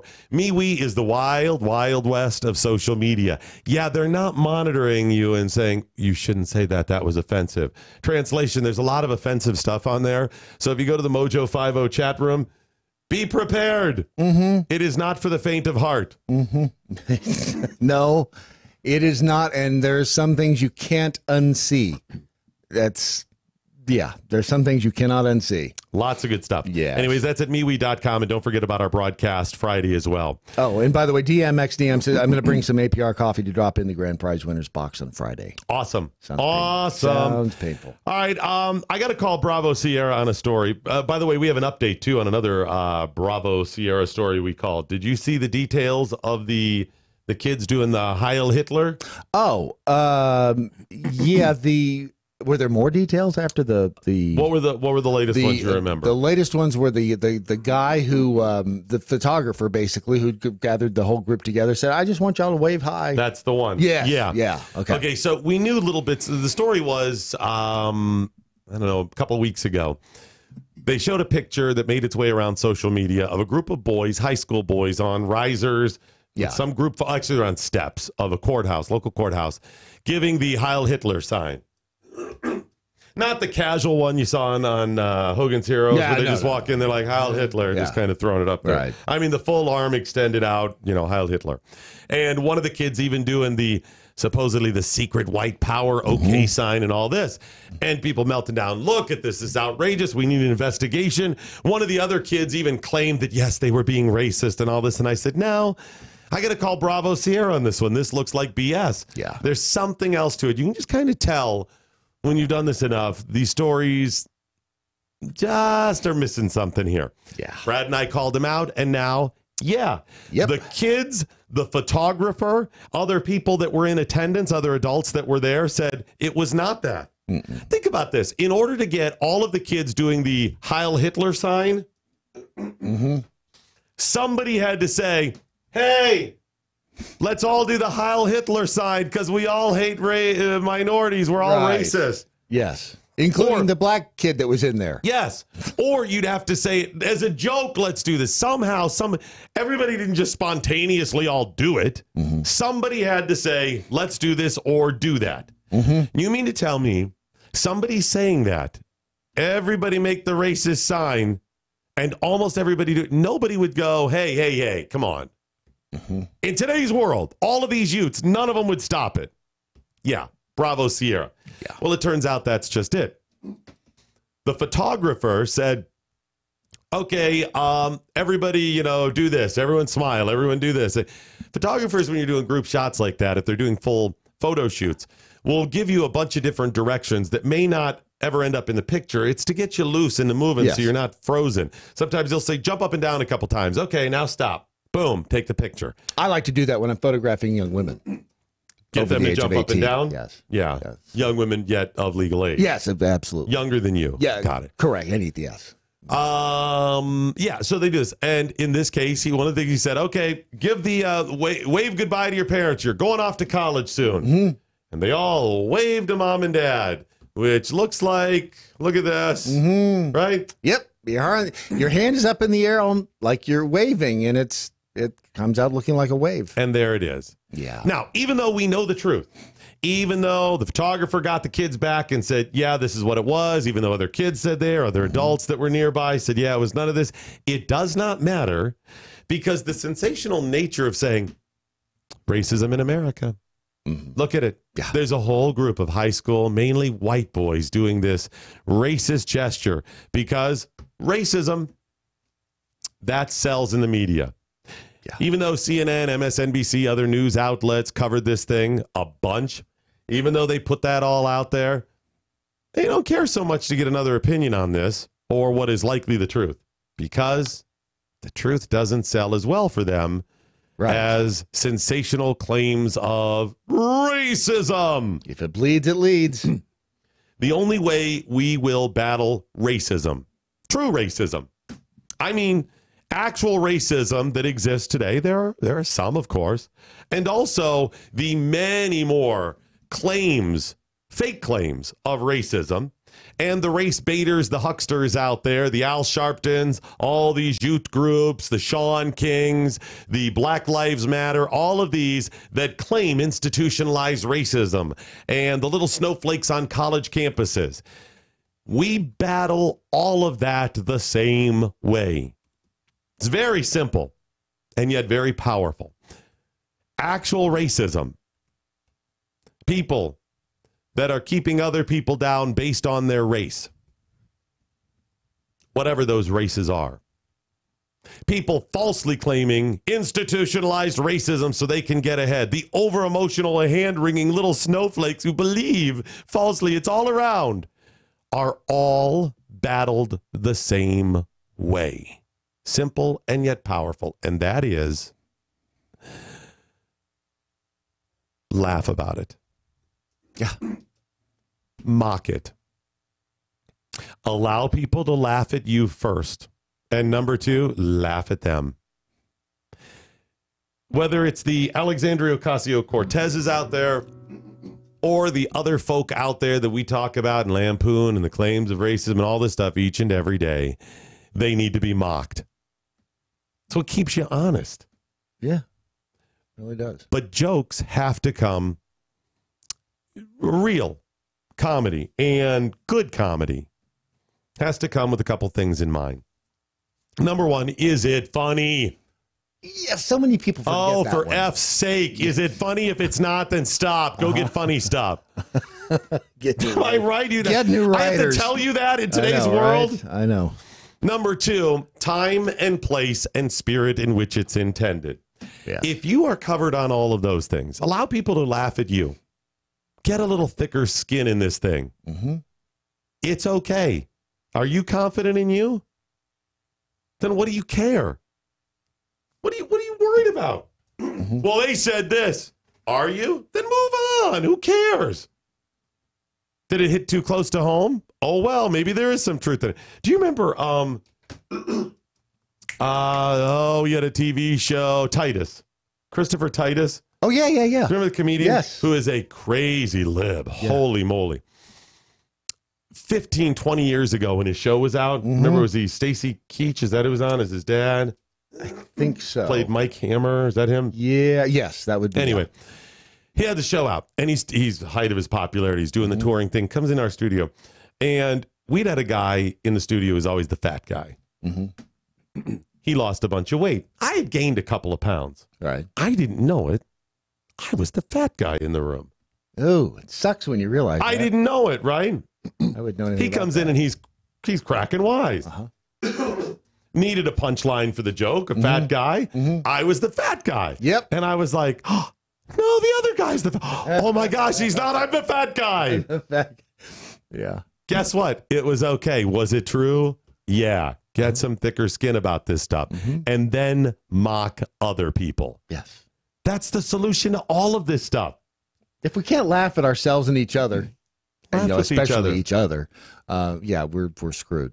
We're doomed. That's how it's got to work. Got to work. All right, I think we've done some good work here today. I think we go ahead and just wrap this thing up if you're ready to do that. Are we ready? All right, let's do this. What do you mean it's let's go? All righty, that is it, ladies and gentlemen, the end of your Daily Mojo. But before we go, as always, let's find out what we learned today. We learned brown people in Mexico are trying to keep out other brown people, and that is clearly racist. Yeah. Yes, it is. Yes, it's clearly racist. Look at what's going on. Hispanics keeping out Hispanics. Brown on brown. It's brown on brown racism is what it is. Not brown. Think about what brown can do for you. Exactly. We learned if you think a manatee looks like a woman, you've been at sea way too long. And that's even coming for Brad Staggs. Yeah. Who believes that Nancy Pelosi looks like a woman. More so than a manatee. I mean, just saying. I mean, she's no... I'm sorry. I cannot go along with that. She's no Debbie Wasserman Schultz, but who looks more like a woman, Debbie Wasserman Schultz or a manatee? Let's just move on. Brad Staggs, what, if anything, did you learn today? I learned that discussing my attraction to mermaids is a very slippery topic. That's what I did learn that first and foremost. I learned that Monica Lewinsky will be announcing her new hair care product line next week. She will. She's the only, well, let's just move on. Yes, I think so. I learned that if you are bedazzling your pigeon's vest, you're doing it wrong. Let me think about that. You're right. Yeah. It's wrong from the pigeon's perspective. You're right. That is wrong across the board. Yes, it is. Yes, it's starting with the vest. It doesn't matter if it's macrame or bedazzled. It's just wrong. How about vajazzled? That's... I'm willing... Let's just move on. I learned that Tijuana... Hey, come see my pigeon. That's a euphemism. Does it cost extra? $20, same as downtown. I'm willing. I learned the Tijuana donkeys are going on strike until the mayor cleans up the town. No, yep, they are. Sorry, they can't be. Yeah. Can't be doing that. No, exactly. I mean, when you get those nasty, dirty caravanners in there, it really takes the quality of the donkey shows down. It does. And the banana show, let's not even get into the banana show. I learned that girth matters. Girth does matter. And finally, I learned the Jackhole Nation, definitely a crowd you want having your back in a bar fight. Oh, jeez, yeah. Definitely. Unless there's money to be made outside, and then they'll sell your ass out in a second. Yes, but yeah, the rest of it, you're right. I mean, all things being equal, if they don't have something better to do, they are on it for you. They will be with you through thick. I mean, unless it's lunchtime. And absolutely. But other than that, yeah. No, I feel, honestly, we've created a pretty nice community here. And it's nice to know that they will be with us through thick. Yes. But maybe not then, but yeah. That's what I learned. There you go. Hey, what, if anything, did the listeners learn today? Over on Facebook, I learned Stephen Bowman gets it. He says, come to MeWe and learn more. Yes. Speaking of MeWe, just a sampling of the random comments you will find in the Jackhole chat room. I think those are bazookas constitutional, says Backyard Cows. The way you were wrong about the other thing, Backyard. Cigar Hero said, do any of these anti-gun politicians realize what side of the war that most military would be?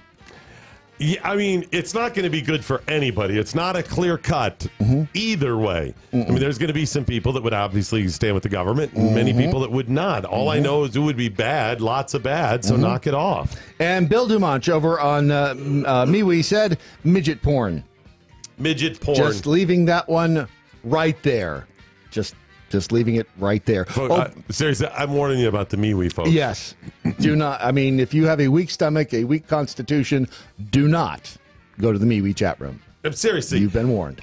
It would not be weird while in the MeWe chat room. I was going to say nothing that would be actually weird. The donkey shows are tame. The Tijuana donkeys won't go to the MeWe chat room. It wouldn't be weird if you were shivved in the MeWe chat room with a Betamax video of a midget taking part in the donkey show in Tijuana. Yes. No, that would just be that would be like, hey, it's Monday. It's Monday. I got shivved with the Betamax tape. Yeah, it really is now. If you want to live life on the edge, if you want to step right outside your comfort zone, because you know what they say, the best things in life, right outside your comfort zone. Okay. That's what Never they say. heard that one, but all right. Yeah.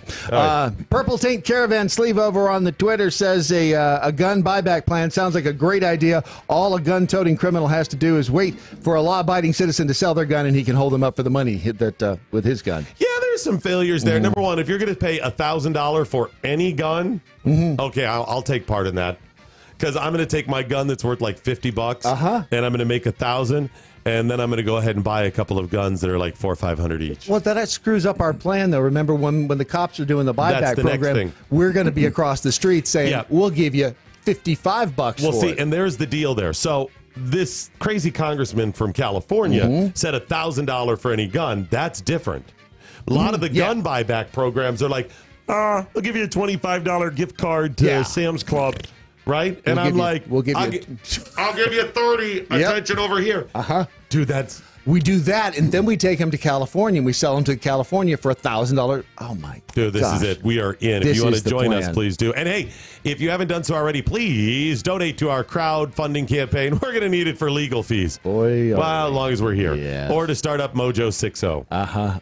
So please go to MoJo50.com, and you can look for donate. Right just there go to donate. You can set up a reoccurring or just a one-shot deal.